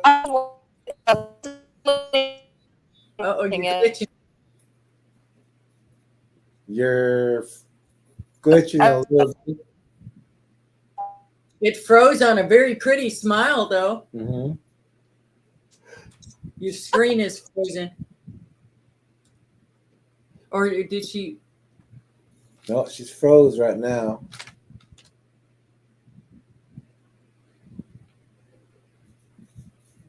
Oh, Dorothy, you're We froze. lost you, Dorothy. I can't hear y'all. You can't hear us? Let's see. See? now we got you. Now we can see. Oh, it's back. I was about to say, uh-oh. It's just sitting here spinning circles. Oh, okay. Yeah, you was froze a little bit. We can see that. Hey, That we're was gonna weird. It was like y'all screen went into a circle mode, and then y'all pop up. And my screen would go into just circling, and then it was flipping back and forth between and then both of them went down. Oh wow. That's weird. Hey, we're gonna play this one quick video. It's 55 seconds.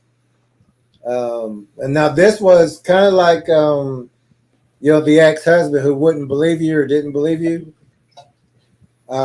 This is a person who A scoffer?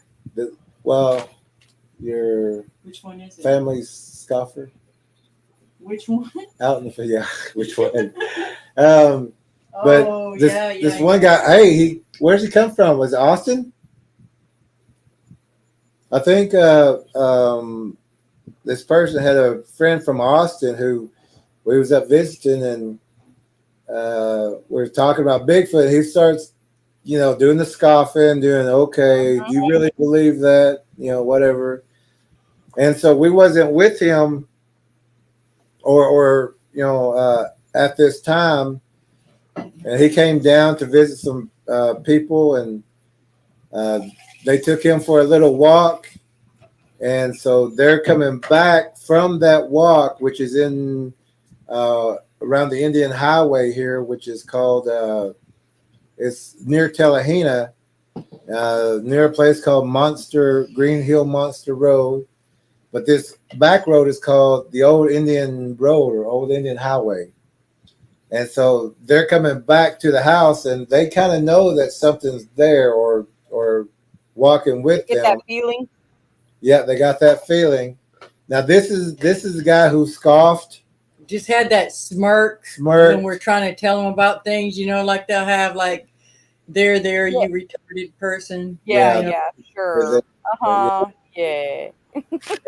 And so we're not with them on this, or we would make sure there was safer. But if you listen to his voice, he knows that this ain't right. You can hear the reality setting in. And the woman in this video, you can hear her voice, and she's more used to the idea. Used to it. She knows her there. She knows what it is, so she's more calmer. She's actually the one that saw the Bigfoot running across the road in Bastrop. And she's seen like rakes, the skinless, and the white Bigfoots and stuff. So many things. She's kind of more used to things. You're used to it. I mean, nobody's really used to it, but she's more used to it. Yeah. More open to it, not as shocked. Yeah. Maybe? Yeah. Now this guy does, he's scoffing. He doesn't know that much about it. He thinks everybody's joking. But also, there's nobody going to be out in the mountains tracking them doing what these things were doing. Well, yeah, she owned that whole the whole area section. Yeah. So we're going to play this. It's 55 seconds, but you can hear her voice. She's kind of calm, and this is a guy who's scoffing. He starts stuttering. You can hear it in his voice. So we're going to play it real fast. Oh, we're safe.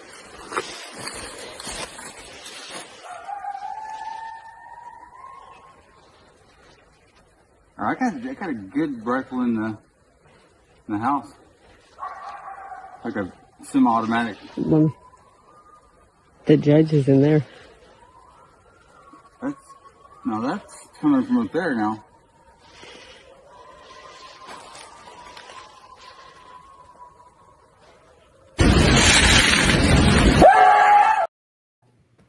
Woo! I had to turn that part off. That's a. Well, that was a Choctaw war cry. Imogene says she hated this woman screaming ploy that they do. Yes, it's horrible, Imogene. But if you heard his voice, he goes, "We're safe now," and then they go again, and you hear his voice. I got another gun in the house, you know, and he's a believer now. She said something about where the judge was, so Yeah, yeah, I know. they were contemplating how far do we have to go to get armed. How far is that weapon? And we tell people, if you're out there, especially in Bigfoot areas, make sure you have a weapon. Make sure you have something to protect yourself. Don't be just easy prey out there, because no one's going to outrun these things. They run faster than a deer. You know, they're and longer. And humans don't do it, especially if we ain't been training as a professional Olympic athlete. You know, We're not going anywhere. Yeah, and that's what we say too. We're not running. You know, we can't outrun them anyway. Right. Exactly. So there's no point in running. We're going to bear down. We're going to take care of this. Yeah. And, it's almost like they had a fear of humans for a while, and now maybe all of a sudden they don't anymore. Yeah, in 2020, when everything is picked up a lot. Yes, in the last when couple of everybody years. was told to stay inside in 2020, that's when they advanced right up into the towns, right up to the edges of towns, into towns. And it's like they just, oh look, we can do this now, and now they're not backing back off and going back where they're supposed to be. Yeah. No. Yeah. That's exactly right. They're actually getting more comfortable, and because 90% of the people don't know these things are right outside their door, especially at night. They wake up and say, "Our pet's gone," or these things are. I remember I was doing some night observations one night, and I could hear a cow in the pasture just moaning and screaming. And the next day, I talked to that sound lady. you don't forget the sound of. Horrible. And even heard a pack of coyotes, but I heard, and this was a real pack, but I heard, to me, it sounded like this thing was either getting eaten straight alive, tortured, or being ripped apart. I mean, the screaming of this thing was not what a coyote would do in a fight. If it was even wounded, it wouldn't make this sound. Yeah. The screaming ploy that Imogene's talking about, they studied the victim to learn to mimic that. They've heard the women screaming to be able to mimic that sound. Exactly. And it's different than a panther scream, and it's different than a wildcat scream. It's just... Maybe they're using it like we use game calls to bring in yotes. They use it to lure people in. Like a game call. Absolutely. Like you use a dying rabbit or a rabbit in distress. Exactly. To bring in coyotes. The same as with a baby crying. They'll make that sound, or they'll actually mimic you and call your kids. Yeah. They'll call your pets. They'll call mom.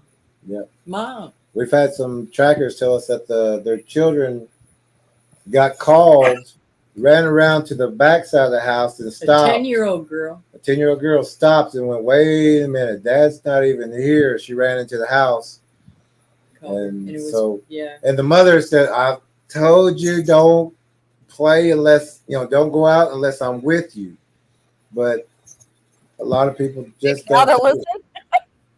Yeah, they don't take it serious, and that's why for us, it's a serious matter, because there's so many missing people.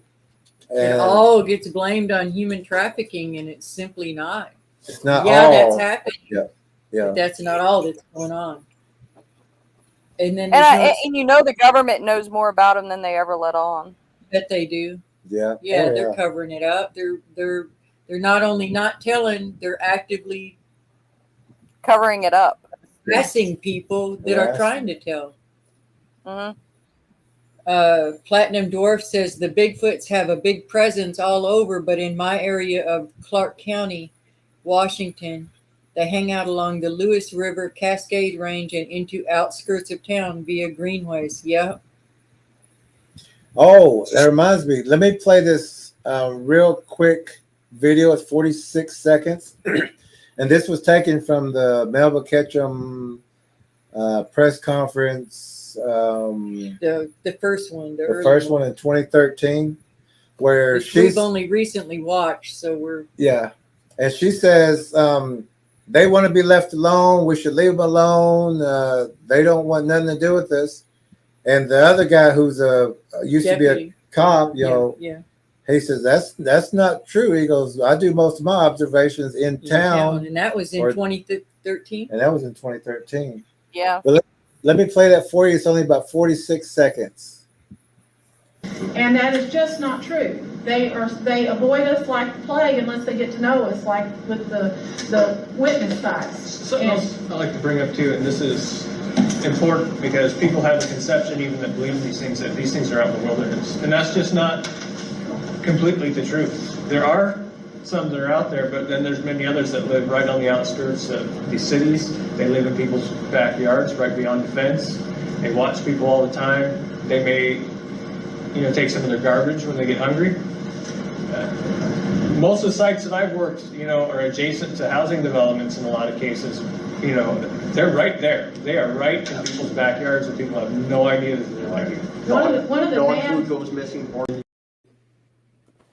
And even the video before where the guy's nervous, they're not far from their home. No. They're not tracking 30 miles out. This is like backyard kind of thing. And that sound is so close to them because we were there helping at one time, and they have blinds all around their house. That house is surrounded. The old man that sold it, he was adamant about not going out at night, and she actually owned the property up above there first, and then she bought that from him.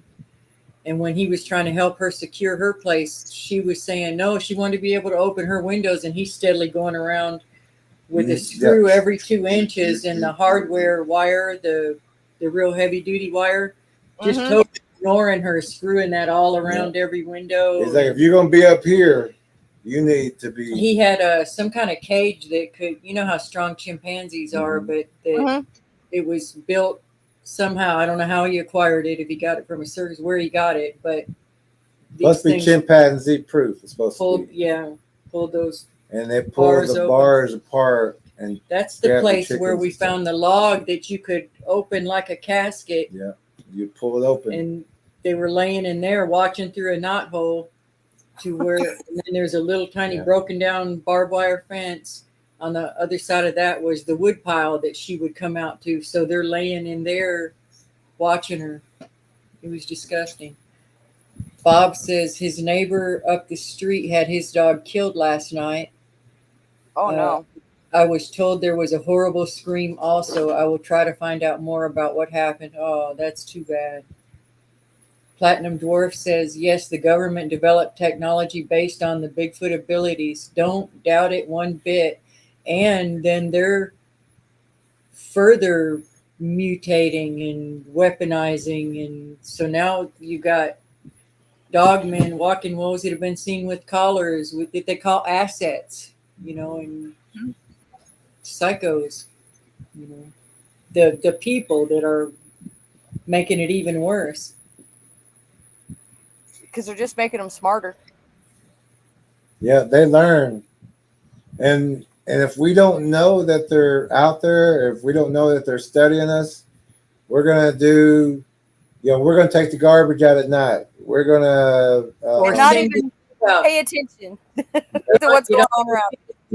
You forgot to take the trash out. Get out there and take it out right now. Sending the kids out thinking there. They're okay because they're up in town and kids don't come back. Hollering at their neighbors because they think they strode the trash here in the Choctaw housing. Behind, there's a very short distance to the woods behind it, and it's really a small patch of woods, but it's got one of the most elaborate structures. It's like the orb weaver, or no, the funnel web spider. It's built almost like that. Oh wow! But every house that has children has a bow directly behind that house in that wood line. Yeah. So it's their mark where the little ones are. It sure is. Yeah. Sure is. It was disgusting. We tried to tell them to add more lighting and get rid of all that overgrowth, clear that. And of course, it got ignored. Push the wood line back. We were ignored. one of the largest structures we found. It with all the bows went towards each other, like kind of like a big top. If you picture a big top circus tent about that size, directly behind the daycare in Antlers, a senior citizen center, a daycare, and a food distribution center. And this is just right there. And they weren't even trying to, sometimes the Bigfoots, they'll try to hide their tracks. They weren't even trying in this area. It was so, they were comfortable. They've just gotten so used to being around people, they're not scared of us anymore. Not at all. Yeah. And if people don't know, so. Or they'll say, if they do believe, they'll say they're just curious. Yeah.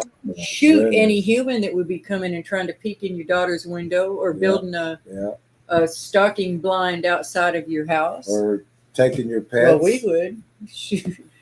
I get a feeling you would too. Imogene says, the first winter I heard it, I was out of bed, boots on, and 45 in hand. Imogene would shoot it too. Yeah. And 45 and running for the back door. When I grabbed the door handle, I got the biggest, evilest vibe of my life. Outside meant death. I got chills just reading that, Imogene. Good call. She was 15, alone, and 5 miles from the nearest. They knew human. she was alone. Wow. They So knew glad she you was had alone. that discernment. Yep, they sure did. And they try to draw you out, tap on the windows. We have one of our trackers has a very large walking wolf print, and there's several stories in that Mary's Walk playlist, but there was a dog man walking wolf standing looking in her daughter's window with the red eyes when her daughter was a teenager, and the game ranger or the parks guy, game warden, there said it was a possum. She got mad. She was like, "You mean to tell me it was a 7-foot possum looking in my daughter's window?" And he said, "Yep." That was the end of that. That's what I'm writing down. And when it stalked her when the daughter was younger and they were trying to walk home, and that story's in an interview on the channel, but called Mary's Walk. Yeah. Where'd I go? Well, when it growled whenever she's walking home. Yeah. They heard the growl, and she's got her little daughter with her at that time. And I was going to say how the sheriff treated her. The sheriff mocked and laughed and sent her to the military, and the military said, "Well, what do you want us to do?" And they're like, "What do you want us to do about it?" Yeah, they're all like no help at all. Husband's on the road, truck driver. I remember that story. Yeah, and he's telling her maybe it was a cat, and she's like, How dumb do you think I am? Yeah. Like country people don't know what a cat sounds. These different sounds. And to me, the worst part was when she's walking home, they heard this growl, and she's thinking maybe it's a tiger or a bear or something. She's thinking, it's huge big. lungs, And the daughter, which is small, she's holding her hand, looks up to her and says, "Mama, did you hear that?" She's like, "How could I not hear and she that?" said, "Yes." She said, "Let's just keep walking. Let's just keep walking." Yeah. Hey, Diesel, glad you're here. Diesel's got an excellent channel. He puts up so many good photos. Says, I was in one spot solo and I heard a scream I never heard before and a laugh a bit before that. Those laughs are awful. It was an area that was logged, but all the logs left where they were cut. He gets some of the best evidence. Really great photos. That's Diesel in New Jersey. I remember a lot of people used to, in the beginning, whenever we kind of showed up and started, giving information out, that people would kind of say things about us carrying weapons. Try to make you feel guilty for it with hogs and snakes and meth heads and everything else. And then, like the way I carry 2 shotguns, extra ammo, a sidearm, a 12-inch knife. Now, and that 12-inch knife is if I run out of bullets, that's the last line of defense right there. Last resort. It's 2 knives, so I got one in both hands, and that's what I'm thinking too. But I ain't going, without a quietly. They'll know you. They'll know you were there. They'll Them up apart. Yeah. And if you wound them, they get eaten too. Yeah. Mm-hmm. They don't want to leave blood. They don't want to get wounded either, because just like chickens, if one chicken gets wounded and has is bleeding or is cut open, those other chickens will come and peck on it until they can get it down, and they'll eat that entire chicken, just like a Bigfoot will. Yeah. Platinum Dwarf says it's good to be brave, but when you know the truth, it's better to be cautious concerning the beast. Absolutely. Yeah. Diesel says, and for a very short time, Platinum Dwarf, when I was just figuring out what was going on, I was getting the advice to leave them gifts and things like that. And before it was all over, they had traps set all around my grandson's play area, and that was my game changer. Platinum Dwarfs, Diesel says, I carry a big knife, a blade in my pocket, and a walking stick spear. Good. One of our trackers has a spear that they carry that you can take the top off. Yeah. And it's a metal spear, but it looks like just a regular walking stick, but she can pop that top off. And yeah. And like a lot of people would kind of make fun because I carried so much weaponry with me. But I would tell them, don't worry about what I carry out there. That's what I'm going to be using for me. I ain't coming out there to protect you. And like all of our trackers, you carry what you think you need out there. So a lot of them have 2 weapons, that same scenario. Some of them carry bear spray, whatever they can use, whatever they have, really. And don't let anybody make you feel guilty. And don't let anybody make you feel guilty about protecting yourself. Sometimes, I'll tell you right now, sometimes it ain't even the Bigfoot that you need to worry about. It's them stupid hogs or a buck and that too, hogs, and some people have bears in their area. And like that, but those are still dangerous too. Platinum Dwarf says, I carry a sword, laughable, sure, but they see it. That's not laughable. That's not laughable to us. If I had one, I'd carry it. Platinum Dwarf, not at all. Because you also they do see that. You also want to cut your head off if you get a chance. Like David and Goliath. Yep, use that sword. Once you get them down, cut that head off. They do rejuvenate. They do have better than nothing. They do have extra organs to recoup faster or to rely on. So you may put them down, but they may get back up. So if you take that head, they're not getting back up. Some places aren't allowed to carry the guns, or some people just simply can't afford them. There was a time when he had nothing but a curtain dowel rod that he sharpened into a spear. That's all I had at one time. We've heard other researchers make fun of people that do that, and think, how rude to begin with, because that was all he had. And the other time I had there you are. Yeah, it kind of glitched out again there for a second. And one time, everyone was kind of making fun because I said, I need a weapon. All I got is a spear. And then one guy goes, here, I'll loan you my shotgun. I'm like, all right. But it was a single shot shotgun. I'm going, so whenever I had it, I was practicing stick it in, popping them out, stick it in, popping it out, stick it in, popping it out.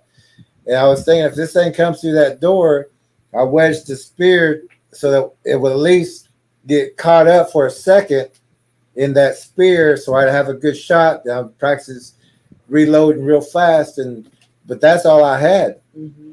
And some people did make fun of, and they're laughing at other people, but I'm going, I started that way, and that's all I had. So if that's all I got. And here recently, though, a couple times, and I don't tune in very much, just now and then to check, and they're sounding more and more nervous in the woods. Yeah, a lot of, I think they may be changing their mind a little bit.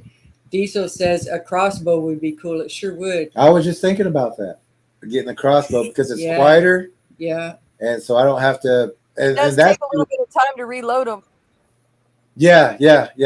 And that would just be. Talk about a single shot. You can reload that single shot shotgun faster than that crossbow. Yeah, I was just thinking. You can get in the laws wherever each person are different too. And I was just thinking using that for maybe a hog or something at a distance. So at least if I hit it, it's going the other way. But if it don't, I still got the shotgun but I'm trying not to make noise as as least as possible to draw more attention. I know we already got eyes on us, but I was thinking about that, or maybe just we don't have alligators. Yeah, we don't have alligators here, but if we did, I would. But we've definitely carry seen some. alligator faced Bigfoots, yeah, Mm. with the protruding snout, and like Sobe. There's so many people who think that these things are people, but even in the Melba Ketchum report, she said this is not a human. It's got bits and pieces. Right before, then later she comes and says it is. They're people. They are human, but the whole presentation was about how they weren't, and they don't fit in, and they don't have the same. The thing is, they eat humans, and so they in that way they do have the DNA. Well, if you think about it, these things have been known to take women. Absolutely. Long before any of us researchers or people. Yeah. Nowadays, I mean, the Native Americans, they knew these things were there. Yeah. They were taking the women. They were crossbreeding with humans. So yes, they're gonna have human DNA. Yeah. And people only want to listen to the Indians who say they're good, they're forest people, and we've been trying to track down these Indians who say this. Mm-hmm. Yeah, we've had 3 consecutive streams with tribes from Canada to Texas, North Carolina and Alaska. And we're going, what does your tribe say? What does your tribe say? They said they're predators. Here's the alligator faced one. Oh, yeah.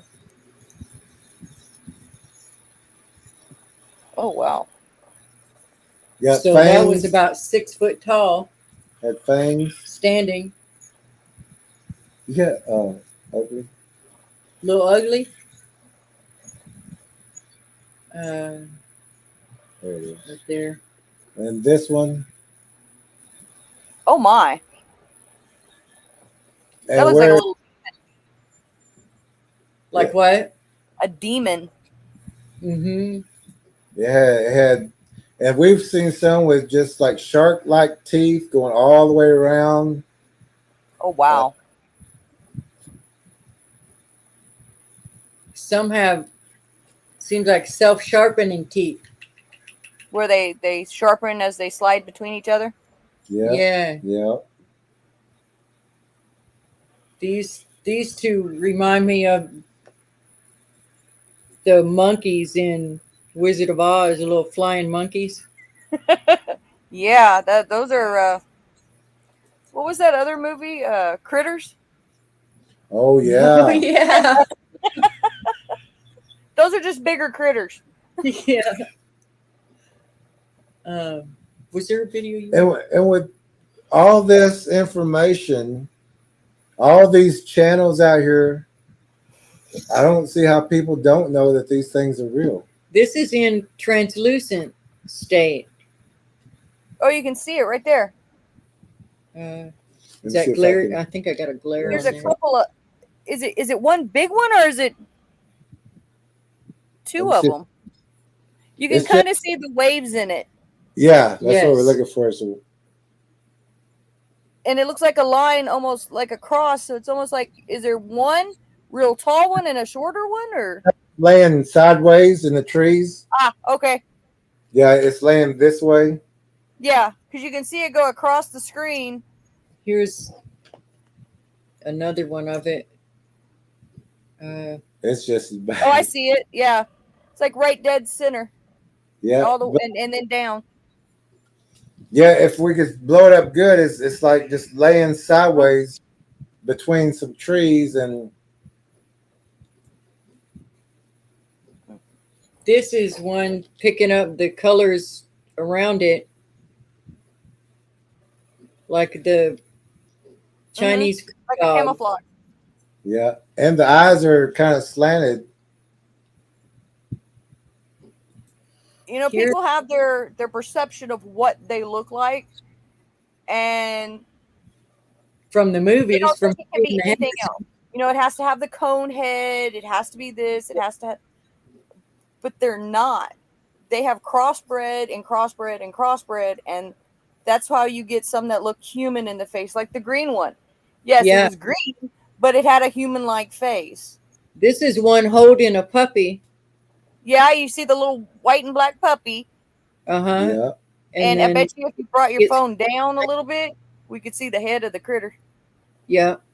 Yep. And they got a thing about them little two-tone white puppies. Well, most of it's them, not that they love them, but they're using them for bait. they lure kids with them. And I was talking to a person before about this, and in the woods, they make you just want to go and get that little puppy that's lost in the woods.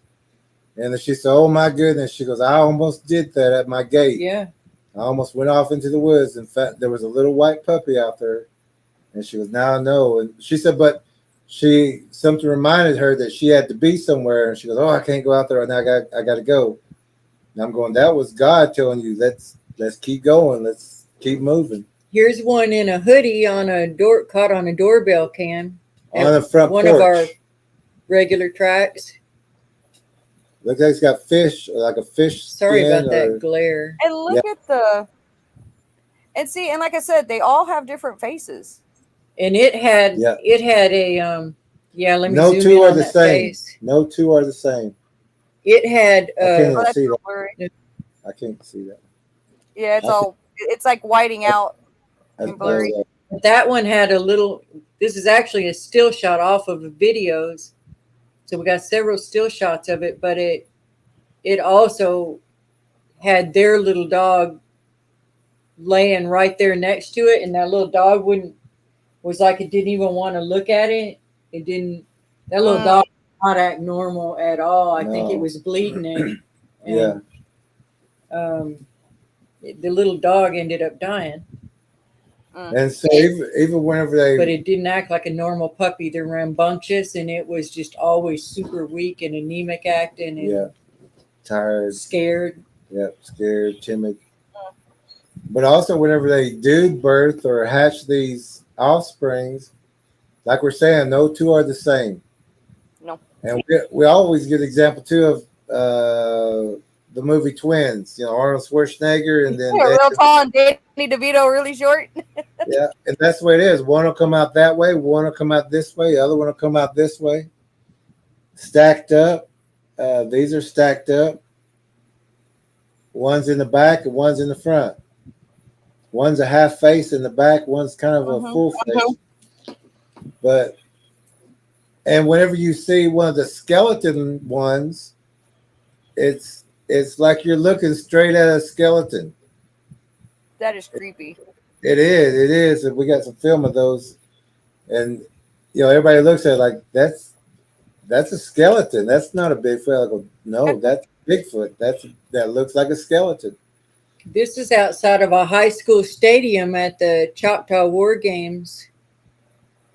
And watching the kids. Right there, watching people. They're watching the kids. Strollers, yeah. This one looks like a cute baby face, but that baby face was huge and standing tall enough to look over the top of a garage in the middle of Houston. And see, that one almost looks like a human, except for it's got that broader nose and the wider mouth. Really wide mouth. Real wide. And all their mouths are like that. Their mouths go way back here. And just like a chimpanzee, if you see them, they're going to open that mouth up to here. And those fangs are in the back. Is it like a baboon? Some of them have the sharp teeth. But there are some fangs. They have some major fangs.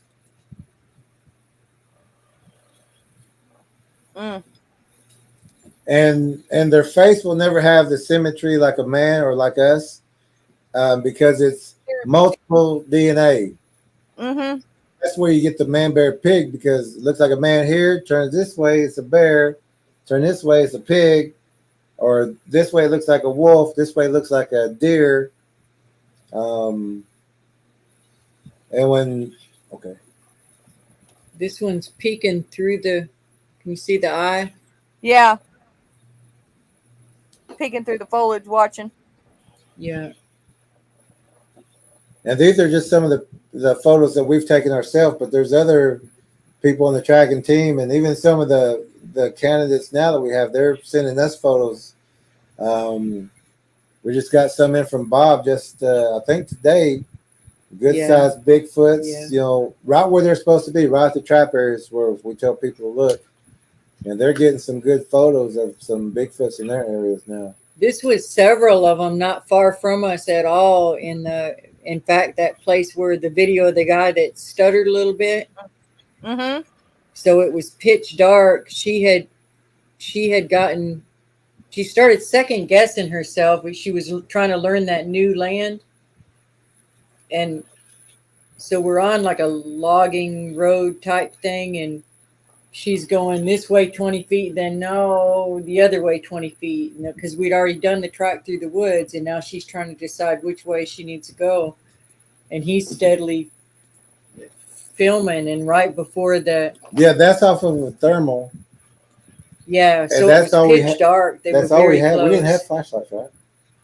No, because we were just had supposed to be thermal and back night way vision. before dark. And only one person has the night vision and using the thermal. So we're trying to go, okay, keep going. You're doing all right, you know. But If you had second guessed yourself, we would have made it. And then we're running thermals also. And I can see hot spots crossing the road in front of us. Oh, wow. So they're setting a trap for us. And right when we got to that picture, I snapped right where those tracks were leading, and that's where we got that. It was just leaning over a bush, like it was just about to come out. But right at the time I snapped that thermal, divine intervention, the neighbor came looking for us because we weren't back. Right when I snapped he was that the one photo, that was so nervous about that ended up selling the land, but he was securing her place. He said being before dark, everything, but he wouldn't say why. He wasn't happy about having to come out after dark either. And as soon as I snapped that photo off the thermal, and we could see that they were right there, his car lights shined. He honked the horn. He said, "I'm over here. Intersecting road. Keep coming forward. We're up here." And he wouldn't come down He wouldn't come down there. On. But he said, "Keep coming to me. Keep coming up." And then we got up. Chewed us all out.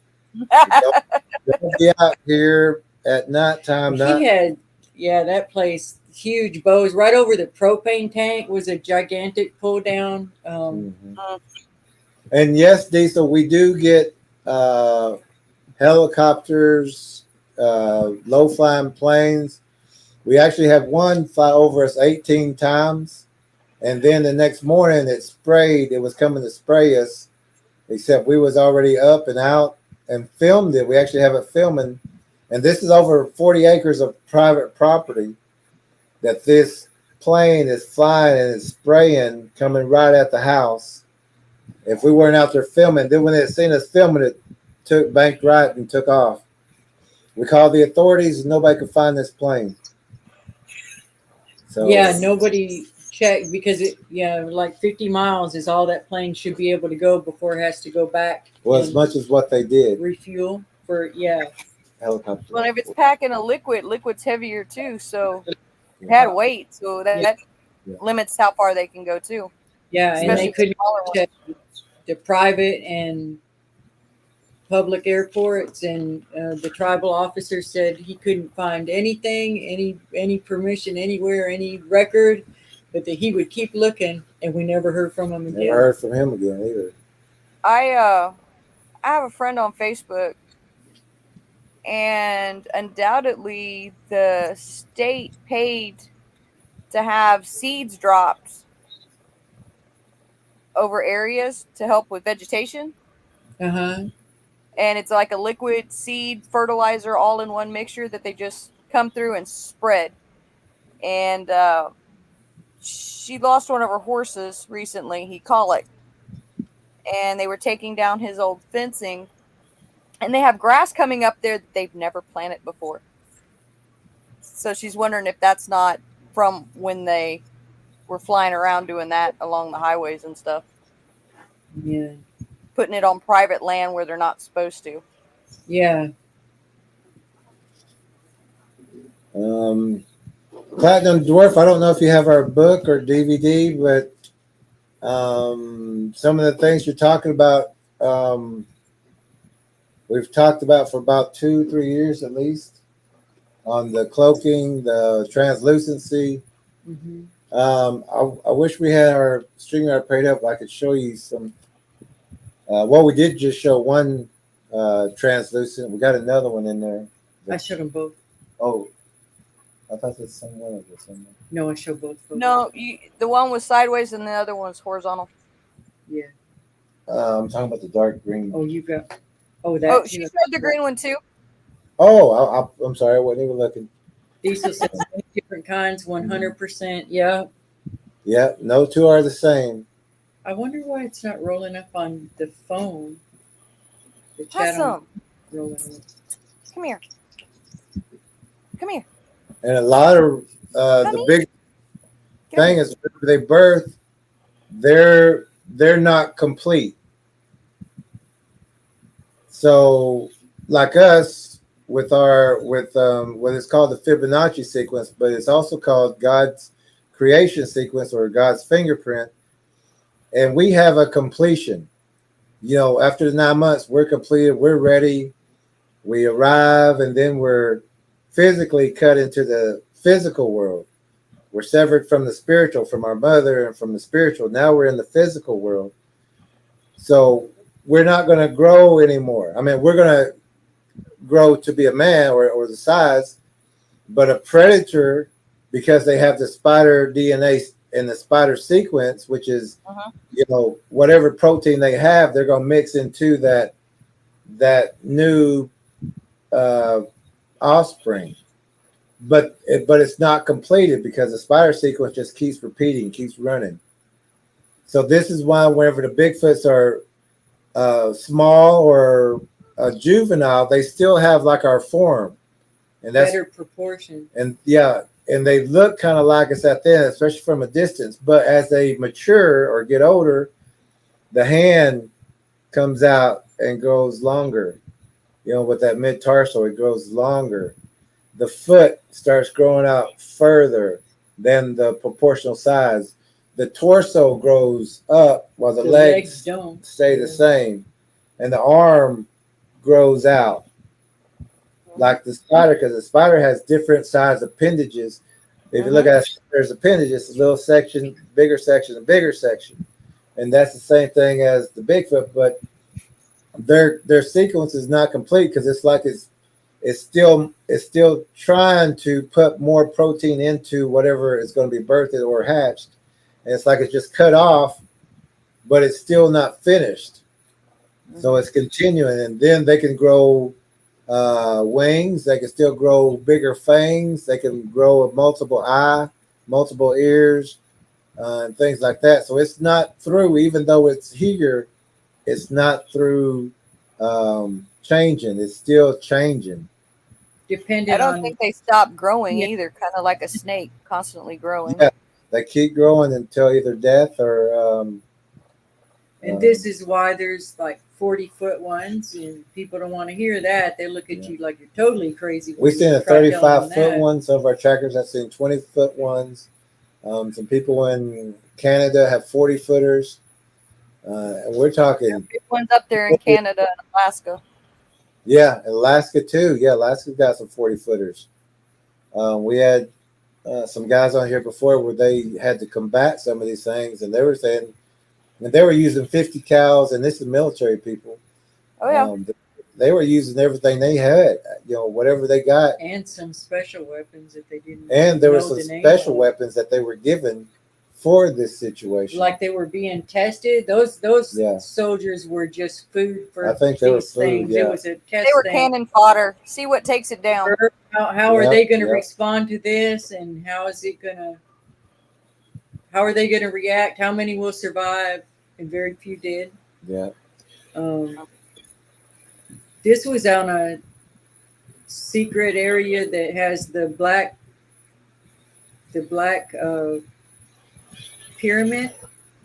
When they're lowering down, he thought that they were going to, and this was in the 80s, he thought that they were going to crash into the trees, and he's like getting scared, but it was a hologram over the, like, Yeah. The trees weren't trees right there in that spot. There was something, that, so they went right down through it onto the base, and all these soldiers were sitting ducks. During the daytime, they could see the things outside, and he could see the ones that looked like Mothmans, the ones that looked like Bigfoots, just all the different configurations. And they were, he said, relatively docile during the day. And there was 20 foot, was it 20 foot or 30 foot, the walls? 40 foot. The concrete walls, very thick, around the perimeter. And then they were given all these different weapons. But then as soon as dark hit, that's when they started. Even some of the Mothman type, the winged ones would pick up some of the other ones and bring them up over the wall and drop them. Others were scaling the walls. They were dropping huge boulders. They lost a lot of men. But the crew that they had picked to come there were all ones that had some kind of experience with Bigfoot in the past, like farm boys that had to shoot them off their cattle. And it was a hand-picked group. Yeah, we need to be tested. Certain ones to come here. Yeah. And they also let us know, and which we always share with everybody, that this is why they don't want to get wounded, because they will eat each other, just like the chickens will. And he was saying that if whenever they were wounding these and putting them down, other ones would come in and start, ripping these apart. They're cannibalized, eating each other, because this one's bleeding them down. So they're not only eating the soldiers alive, they're eating the other ones that got their own themselves. Yeah, and they're all going after the soft tissue. That's the first thing that they do. That blood frenzy thing. Diesel says, I just put out a slideshow video today, about 9 minutes long. Some good photos in it. Okay, cool. I haven't seen it yet. Cool. Yeah, I put that up. Barry Browning, that's a new name, says hello. Hey, Barry. Platinum Dwarf says, my thing is I've been gang stalked, family and I poisoned, sabotaged, and cut off metal processors. The government don't like me, so despite pulling 500 pounds platinum nuggets last 4 years, I'm broke. I'm also crippled. A lot of people talking about being gang stalked. Definitely. Yeah, we record that. We record the skies quite a bit. We watch the skies quite a bit because we had some just the other day circle us just right over. We've been in live streams and had a helicopters guest over come our over heads. and say, there's a helicopter No, hovering there's a right helicopter there. over your head, right? Another time hovering over here, but fortunately we live by a person of a person who that they shouldn't be flying in the skies over that person, so we called them and they made some calls, and then the helicopter left. Diesel says many areas I've been later on have been torched. I believe it. Yeah, that seems to be the thing they're doing. Which is that getting rid of them, or is it pushing them into other areas? Is it herding them in closer to the towns and to people? Imogene says golden ratio, 3 to 2 to 1 ratio of all nature. Interesting point on their growth ratio. Definitely outside of that natural law. Yeah. Imogene, if you haven't watched it, watch last night. Was it last night? Last night's stream. You'll enjoy it. Oh, yeah. It's all about that. Wow.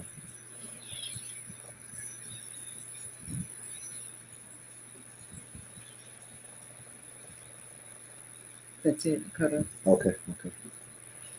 Yeah, it's unequal proportions, spider DNA, and we also have to get to the point to where we understand this is no matter if they call it a man bear pig or what we call it, turtle frog Batman, because it had it looked like a turtle, but it also had the skin of a frog and it had wings.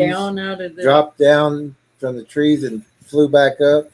One of the guests that we had. So we call it a turtle frog Batman. That these things are not people.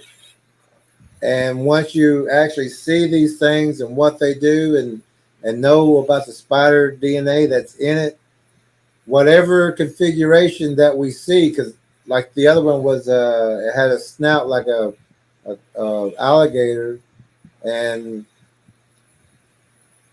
but it's the predator that's inside of it, just using that image, to produce the offspring or to get closer to us and they'll send the small ones to people. Because they can get closer. The cute and cuddly fuzzy ones to the kids. They can fit in hoodies. Yeah, that can fit in a hoodie and say, "Come out, kids! Come on, let's go play." Mm-hmm. Or they'll act shy, like, "Don't be afraid, little old me. I'm scared of you." But Like it's got those big claws and hiding the fangs going. Or the hair hanging down, like the woman needing help or needing. Yeah, they'll hold it dress up or clothing, and have their hair over it, and it looks just like a woman out on the side of the road. You gotta always look at the feet. They'll also have the small ones ride on top of the big ones like a horse, but the big ones will be lower, and they'll be riding on top. But you see a small one, and if you pull over, this one's going to stand up. Mm-hmm. It's just a big trap that's a lot of people, and they'll hold flashlights if they got them, or lanterns. They'll use things like that. We saw a video like that on, was it? Well, hey, Jerry, Lead Trackery, I'm going to jump off the stream and I'm going to go listen to y'all on the computer. I got to get up here in a couple hours to go to work. Okay. Well, we sure appreciate you helping us do the test. You wasn't supposed to. Oh, you're welcome. Yeah, but we're glad we got to talk to you. It was great talking to you guys, too. Hey, next time y'all are in Austin, let Wolf know. He's got my number. Okay. We sure will. That'll be so good to go out and have some dinner with you or something. Yeah. Next time y'all are in Austin, just get with Wolf and Anthony and them. They've all got my number. Okay, good. Cool. Yeah, we like meeting people in person. It's good. I do too. I have to bring the book so you can autograph it for me. Oh, okay, we will. Sure.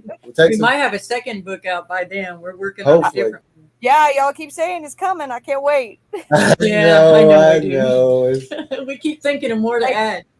Look, trust me. I know that they're never ending. There's so much information and it doesn't fit into one. And then you're like, oh, well, I got to put this in this one. I didn't put it in the last one. But we're patient. We'll wait. Okay. You both have lots of information. I can't wait to get as much of it out of y'all as I can. Thank you. We appreciate you. This next book, I mean, it's just sometimes we'll start writing, but then we'll start reading. Yeah, we're writing. I'm like, oh, he's like, wow, this is a really good book. Right. I'm like, well, thank you again, Dorothy. We appreciate it. We're glad we got to meet finally. Yeah, you need to be alert there for that job. See you later. All right, have a good night, Dorothy. One works with me, so he can help me keep an eye out. Oh, yeah. That's even better. Okay. Yeah. Wow. We'll talk to you. All right, guys. Y'all have a good night. I'm going to go listen to y'all on the computer. Okay. We'll probably wrap it up here pretty soon. All right. Good night, guys. Good night. Good night, Warrior. Wow. I'm going to look at let's catch up.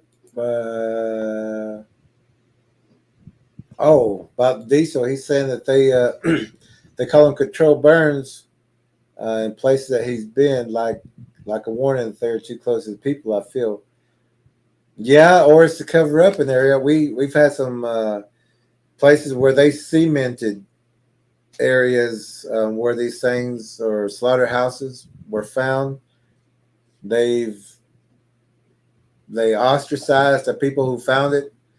They said, if you open your mouth, and there's been friendships severed because some people were who they told where these things were. Next time they went up to say hi to them, they acted like they didn't even know them. So they can intimidate people, and a lot of people depend on their jobs, so they will be quiet about certain things. Which they'll threaten to put things on your computer, to find things. It's make you sound crazy. What they're doing.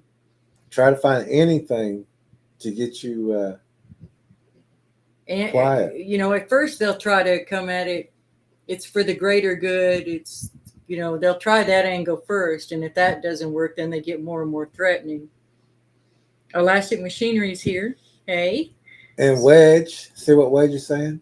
No, where's Wedge? He says, "Oh, I missed you, Wedge." He said, I won't name the Army base I live near, but it's home to an Army, home of the Army headquarters. And when activity gets high, people will see a quiet Apache gunship at night. Then activity stops. Yeah, these things know what these gunships are. They know that military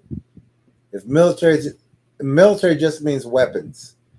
Right. So if we had that capability and that weapons, we wouldn't have them in our areas either. But and they only use those helicopters once in a while. They're not like constantly patrolling that. People would be surprised what's going on in their sky at night, but we don't encourage going out there to look. No. Let's see. Elastic Machinery says, I've really been enjoying the episode tonight. The photos are so good, but the detail in their behavior is most disturbing. Yeah. Yep, they And will. Thank you. They will be around the homes. They are around the homes. And says the golden ratio comment is very interesting. I hadn't thought about that. Be sure you watch last night's live stream. You'll enjoy it. We go into it a lot further, and then there's other live streams that we've done on it as well. Judy's back. Hey, Judy. Look at Judy. There's Heru. Hadn't seen you. Hey, Heru, where you been, Heru? We ain't heard from you in a while. Not too long, Well, but yeah, not too long. says I'm waiting for that other book, and great live tonight. Thank you. It was a spur of the moment. We were trying to test and see how many people we could get in without using StreamYard, just through YouTube.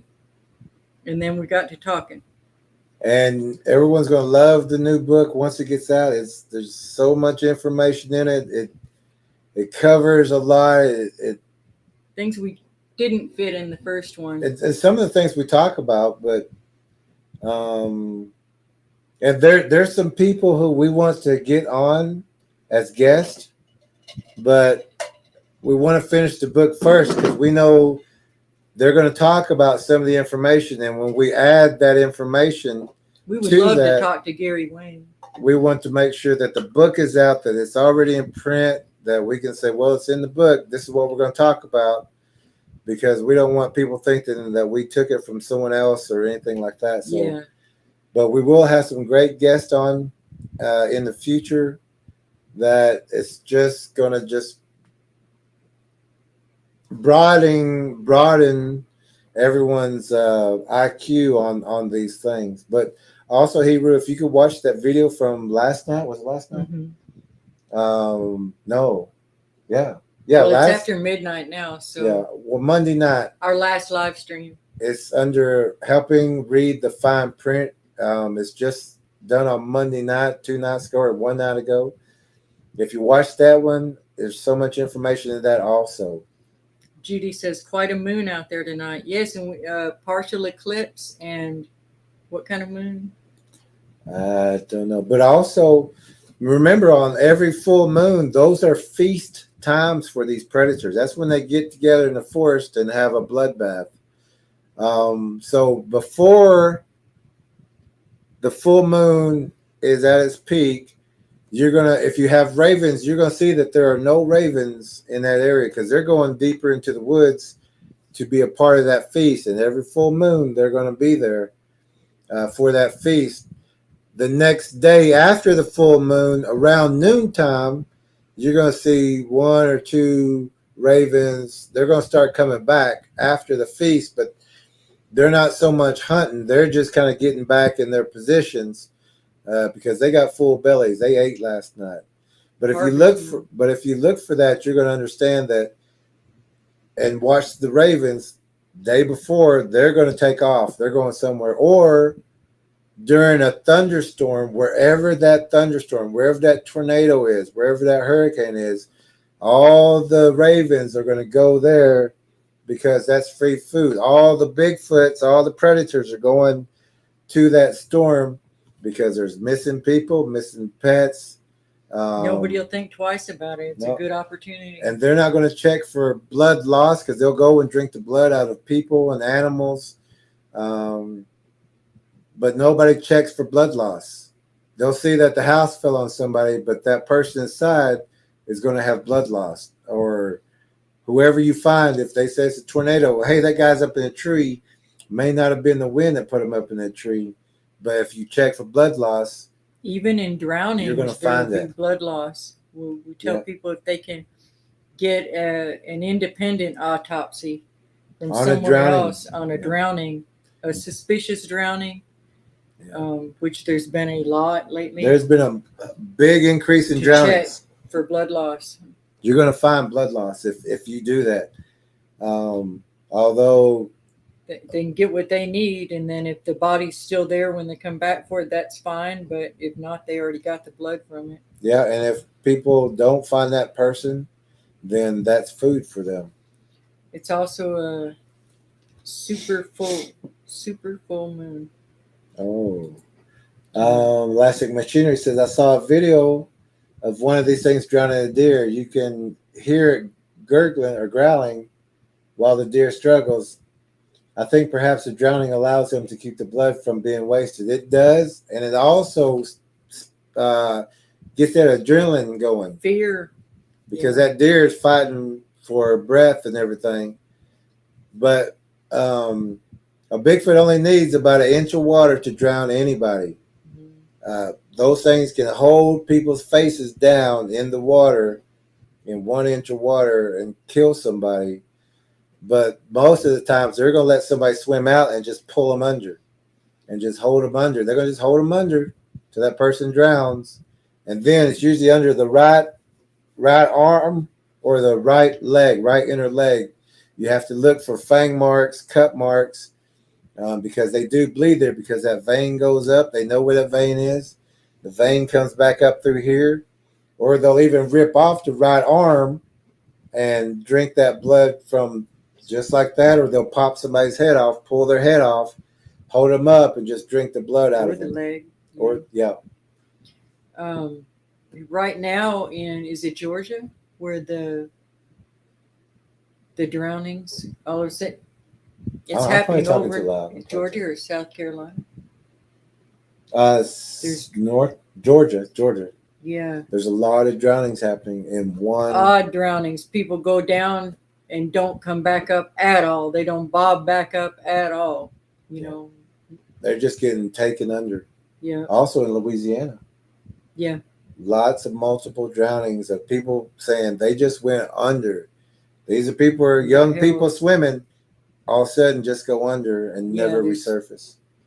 Now, if that happens, if you're in those areas and you're part of search and rescue, go to the very center of that pond, the very center of the lake, and look there. Because they take them all the way to the very center and they hide them, or they put them under rocks and logs. You know, old debris. But that's the last place most people look. They want to look in that area where the drowning happened. But these will take them out, take them to the very center and put them under a log. So that's where you look, ponds and lakes. Diesel says, one of the places it caught on fire, I went the day it was on fire just by chance. Got turned away by the firemen. Returned next day, firemen still there, but let in, and they knew why I was there. Yeah. Hero says, okay, perfect. I will watch that. Cool. Yeah, you will love that information we put out yesterday. Wedge says, I wish more people would use caution. Just because they don't attack the first time you see them doesn't make them friendly. Exactly. The ones that are taking them gifts or just already putting out a steady supply of trash or, you know, whatever, throwing their slop to the woods, aren't even thinking that's food in the pantry. Those people are food in the pantry. They're guaranteed future food. So they're going to save that until last resort, you know, because. Yeah, if this person is bringing them food, they're just, when the food runs out, then they become a problem. But also, a lot of people go like, well, on the second night, I had activity, or the third night I had activity when I was camping. But you have to understand that these Bigfoots watch people come camping all the time. What's the duration of people camping? Generally for 3 the days. weekend, Yeah, a weekend. So they know they have either the second or the third night to take these recon, people. yeah. Yeah, they have the first night as a recon. The second night they may come in, but they're Listening for the snoring. They're gonna take people. They wait for you. Yeah, they study. They know when you're sleeping.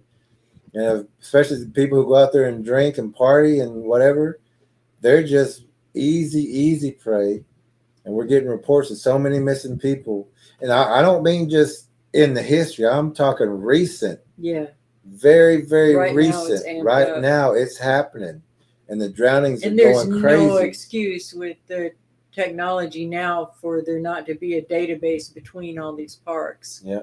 Of missing people. And also do some checking in your own areas. Look up drownings. Look up missing people. Look up the presumed dead list in the parks. You're going to see that don't look for missing people. Look for missing people. But as far as a missing people list, you're not going to find a big one. You may find maybe 1 or 2 people on that list. Look under the presumed dead list. And that one's going to have name after name after name after name after name.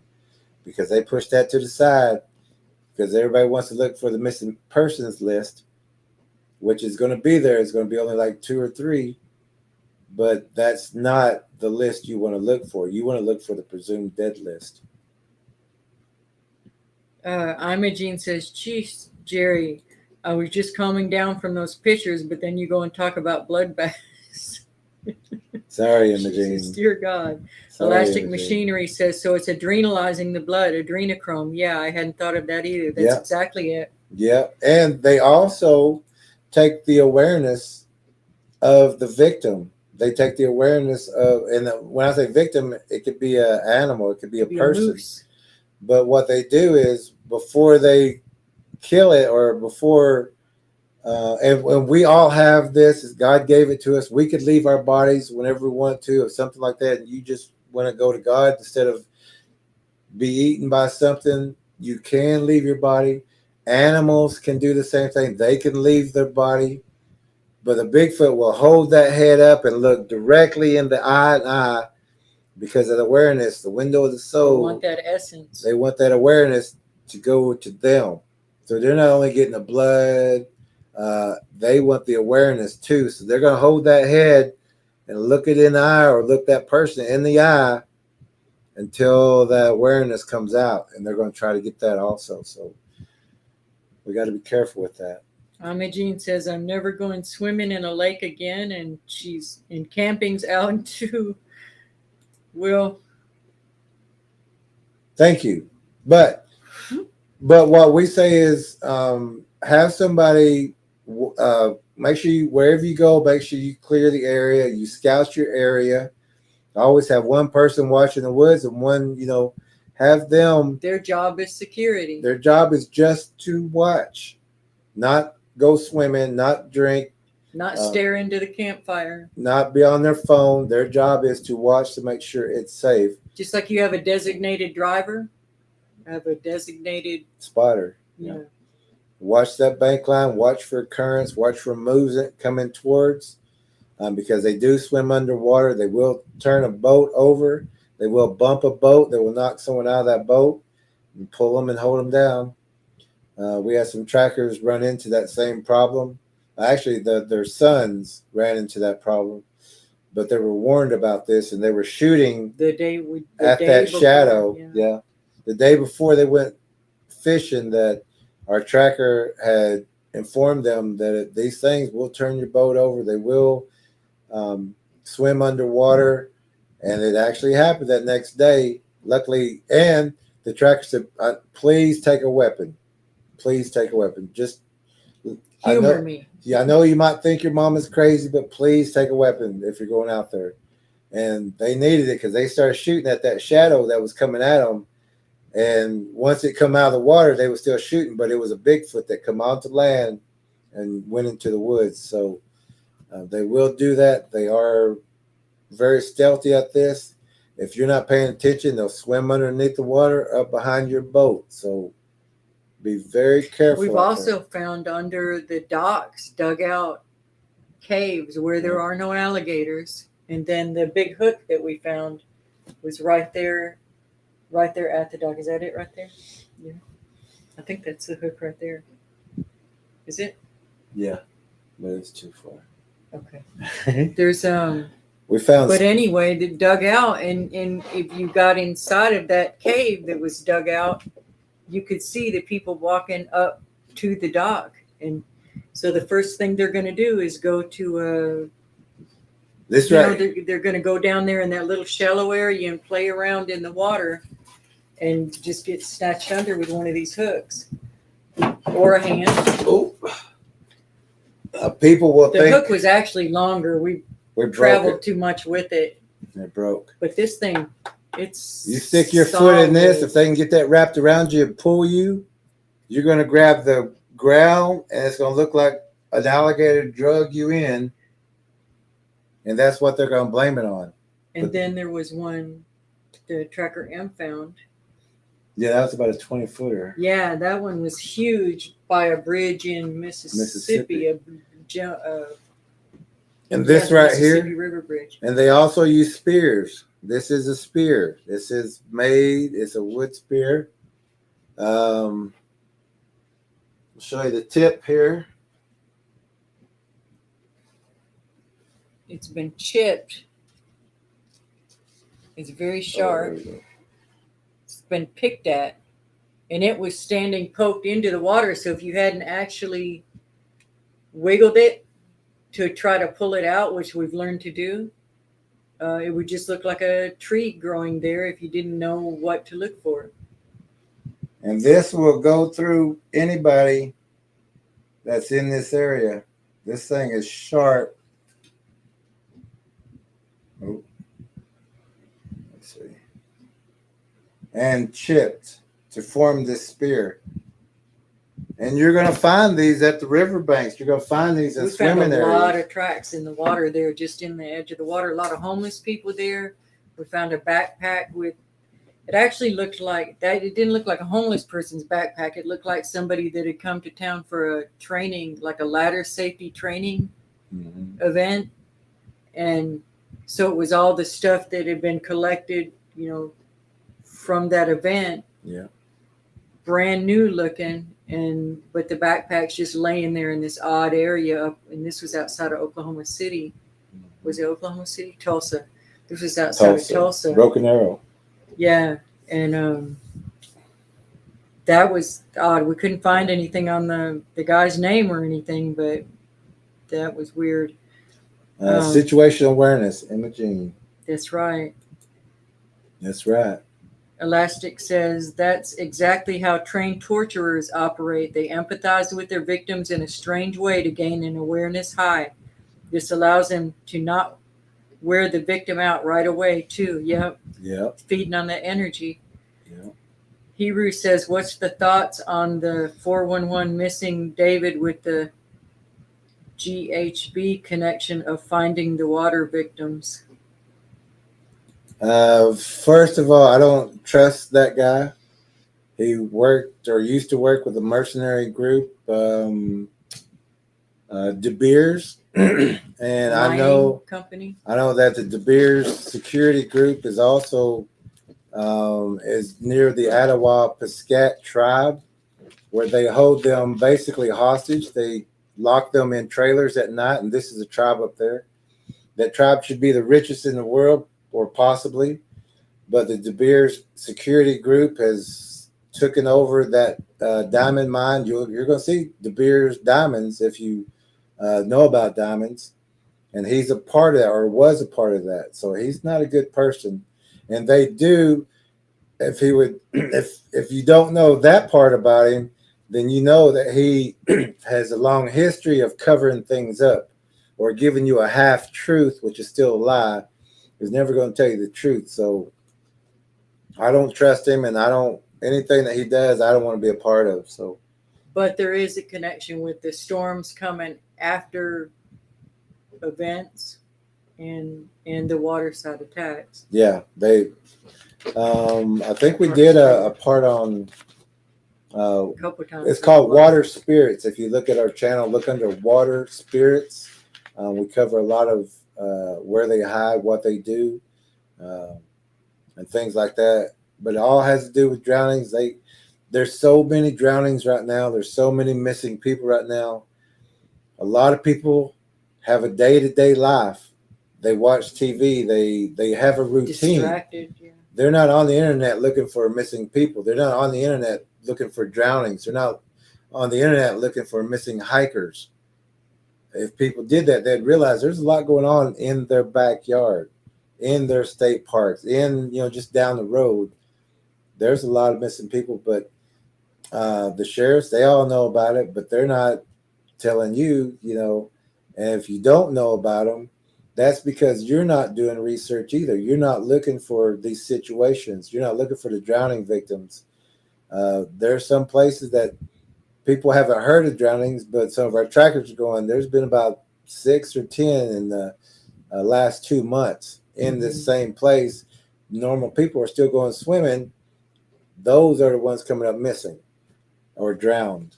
And a lot of people that are missing are homeless people that most people don't care about, or even the people that are found dead under mysterious circumstances. Did you know it's 2:30 in the morning?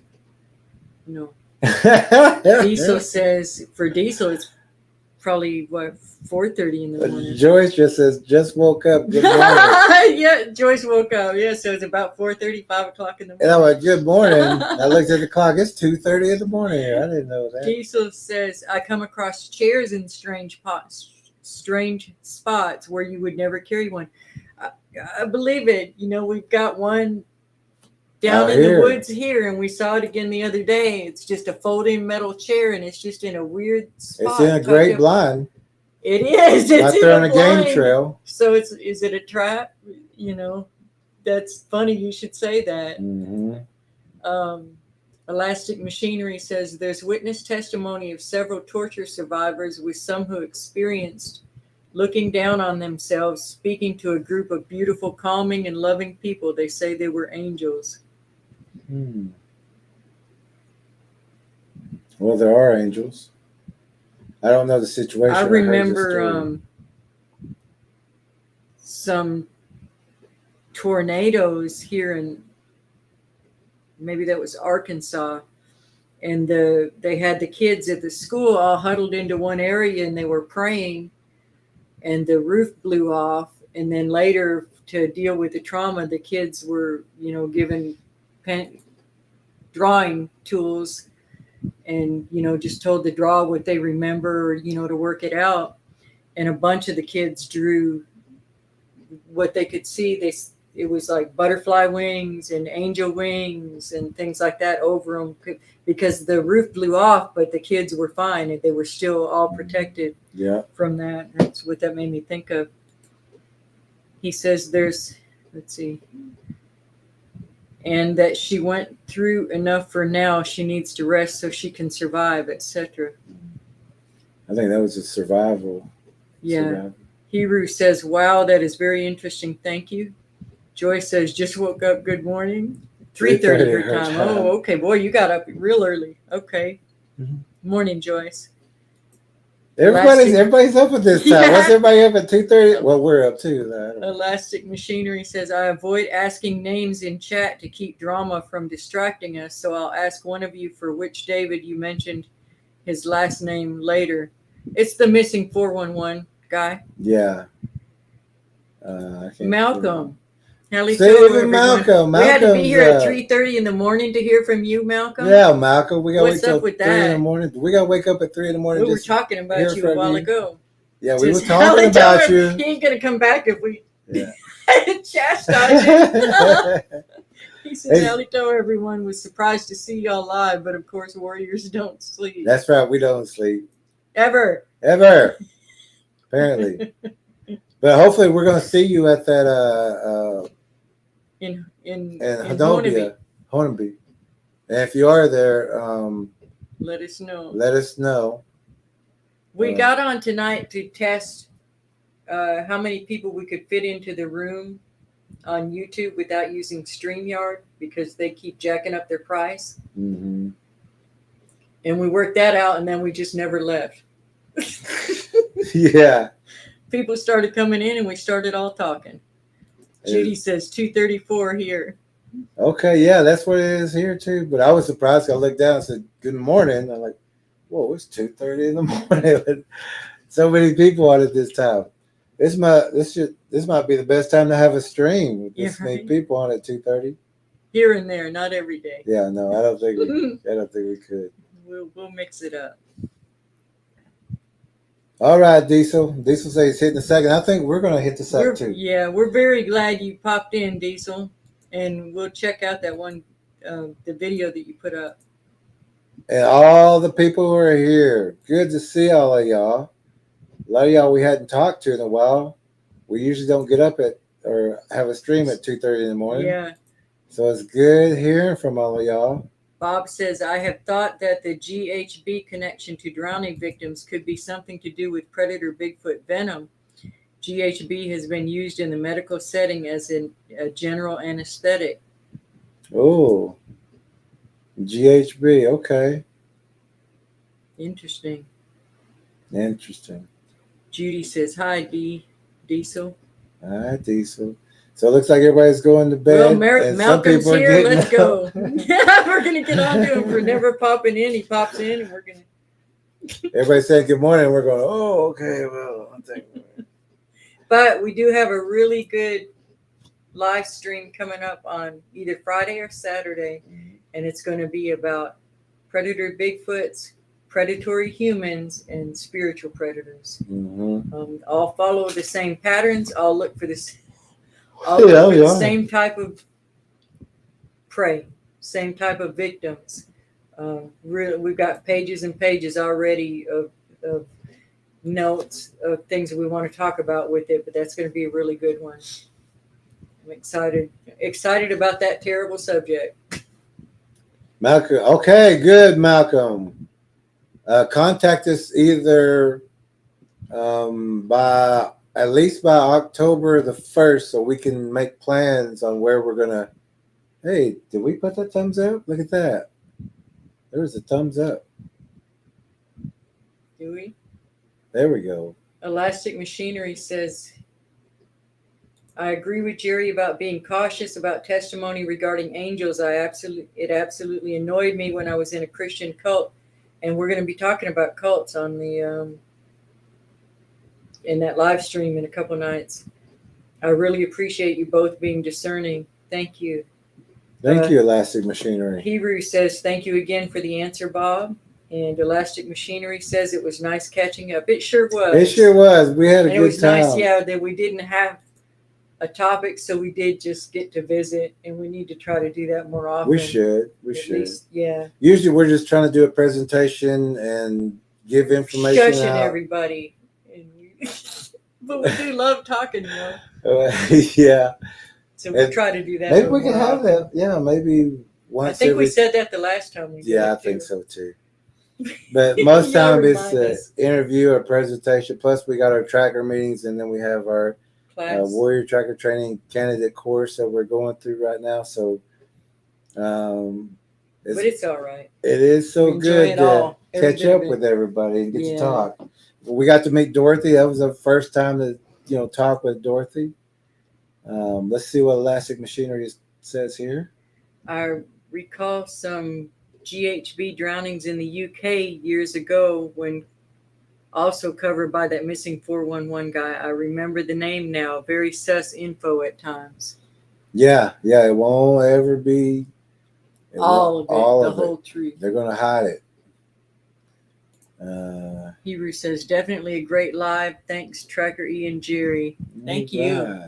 Always good to hear from you. And this was fun, just getting to talk. Yeah. We don't do it enough. We should do it more. Should. And we will. We're gonna make a time for it. Yeah. Because we get to just talk to everybody instead of Graybeard. Is that Graybeard? Instead of just. No, that was earlier. Yeah. Okay. No, I'm looking on that screen. That one had. Okay. And Melvin Harrison, thank you to you too. Yeah, thank you, Mel, for helping out. Everyone for helping out. Starlight, Jennifer might have already tapped out too. she might already tapped out. It's 2:30 in the morning, 2:40 in the morning. I think we're gonna. We got a lot of things we got to get ready for the tracker training course. So we got to spend all day doing that and the next day. Yeah. So we got a lot to do too, but we sure had a great time. We'll say a prayer real quick to close it. Let's see. And Graybeard said he's still here. Oh, he is still here. He's still awake with us. All right. Elastic Machinery says, if you guys could use firsthand experiences from me, I would be willing. Cool. Okay. Cool. We'll get you on too. Wow. Thank you, Elastic Machinery. We always love sharing information with everyone because that's what we're here for. We want everybody to have the same information, the same knowledge. But we're not going to force it on anybody also. And that's why we have our tracker training course. If anyone is in the room, if you've ever been in our tracker training course, you understand what we're talking about. We give a higher intelligence so that you don't get fooled out there. Oh, Elastic Machinery says regarding the cult live coming up. Oh, that would be awesome. Can you send a message to our email with your phone number? And here is my email. Let me go ahead and put that in. That would be great. And we would like to talk to you before. Yeah. So that we're on the same page. What's my email? 1927. Yeah. I use all the time. That would be great. And that's my email. If you could send us an email, we'll set up a time. We'll give you a call. And that way, well, or at least just send us your phone number through the email. There's Graybeard. And like we said, if you've ever been in this course and you understand, and Graybeard says, if anyone here is interested in this, I recommend the tracker training course. Thank you, Graybeard. And we have a lot of trackers who went through the course. We have more that's going through it right now. But the information is at the very top level. And once you're done with the course, of course, you'll have your certified certificate of the course, but you have all that information. You'll read hieroglyphs. You'll understand stone tablets, the Egyptian Dendra Zodiac. How they're all tying together with the Bible. With the Bible, we use the Bible also as a teaching tool. Plus all the training, the translucent viewing, everything that's taught in that course. We even teach you certain physical moves that we want you to train with. They're quick, easy moves, but they're very important. And if you have altercations or anything like that, you know how to handle yourself. We just cover a lot in that course. And once you're done with it, Joyce says info overload, but it's great. Thank you, Joyce. And we're just getting started, Joyce. Wait till tomorrow or Thursday. We've got some. Oh yeah, this. Well, each one we go. Oh, I can't wait to talk about this one. I know it's. We don't want it to seem like it's overloading, so we break it down, simplify everything so that it's understood by everybody. We want to make sure everyone knows before we move on to the next thing. But it is a one-of-a-kind course that you would go through. We want to thank Graybeard also. Look, he says it's an overload. And then Graybeard says, yes, it is. He says, yes, it is. Elastic Machinery says, yes, I'll do it after this live. I would be happy to. Great. And we'll give you a call tomorrow evening. That sounds good. Tomorrow evening, if that's okay with you. And we'll talk about what we need to talk about so that we can get set up for the interview. Yeah, that would be great. All right. Okay, we're going to say a prayer real quick and let everybody go to bed or get get up their or go day to bed. started, whatever the case may be. Thank you, Father. What a wonderful surprise. Just for everybody to show up like this. And it was a lot of fun, Lord. Thank you. Keep your hand of protection over all of these fine people. We love you, Lord. In Jesus' name, amen. Amen. And we had such a great time. We're going to try to schedule one of these things at least once every 2 weeks, something like that. Don't tie us to Okay, we're not going to tie it to, but we're when going we to get try a chance. to do it more often. This was fun. We like this. It's getting to talk with everybody we hadn't got to talk to in a while. So everyone have a great night. Yep. Everyone have a All great right. night. Good night, Warriors. Good night, Warriors. We'll see you again very soon. Yeah.